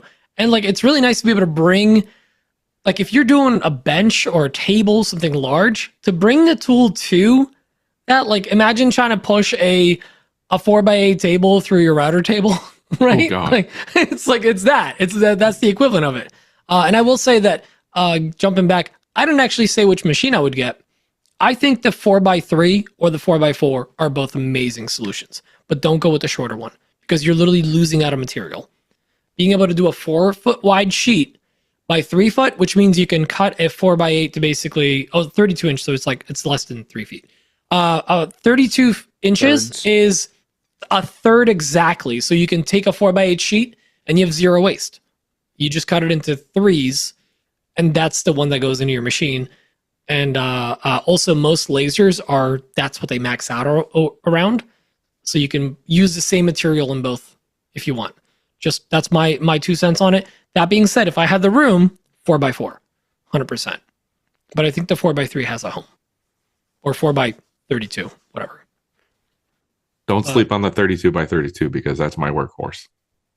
Basically, get yourself the biggest The beefiest unit that you can. Get the whichever biggest version of the unit you can. beefiest. Yeah, get whatever the biggest version you can is, because you're going to want to upgrade. If you can fit the 4x4, go with that. If all you've got room for is the 32x32, it sounds like this job's going to cost a 32x32 CNC and a shaper origin. Like, this is going to be a hell of a desk. We're going to have to get both. $6,000 job. Also, I love that, like, we didn't even, like, try to throw out another brand. We're just like, Onefinity. Yeah. Listen, They do good. I've seen- They do such good work. Everybody I have seen that has had a different model has sold it to get a Onefinity. I've never seen anybody sell a Onefinity to get a similar level CNC. A half-finity somewhere. Yeah. I can't wait for the 2finity. The 2finity is going to be fire. But that's I'm waiting for the Infinity Pro Max. the Infinity. I want the one that just goes forever. 2 spindles up and down, air weights. Oh, with the air weights, you could cut upside down now. Ooh. So you could do 2 at a time. What? I've got Can some you? ideas for content. Stone. Oh my So a goodness. lower decker and an upper decker? Yep. I want to do upper decker jobs and lower decker jobs.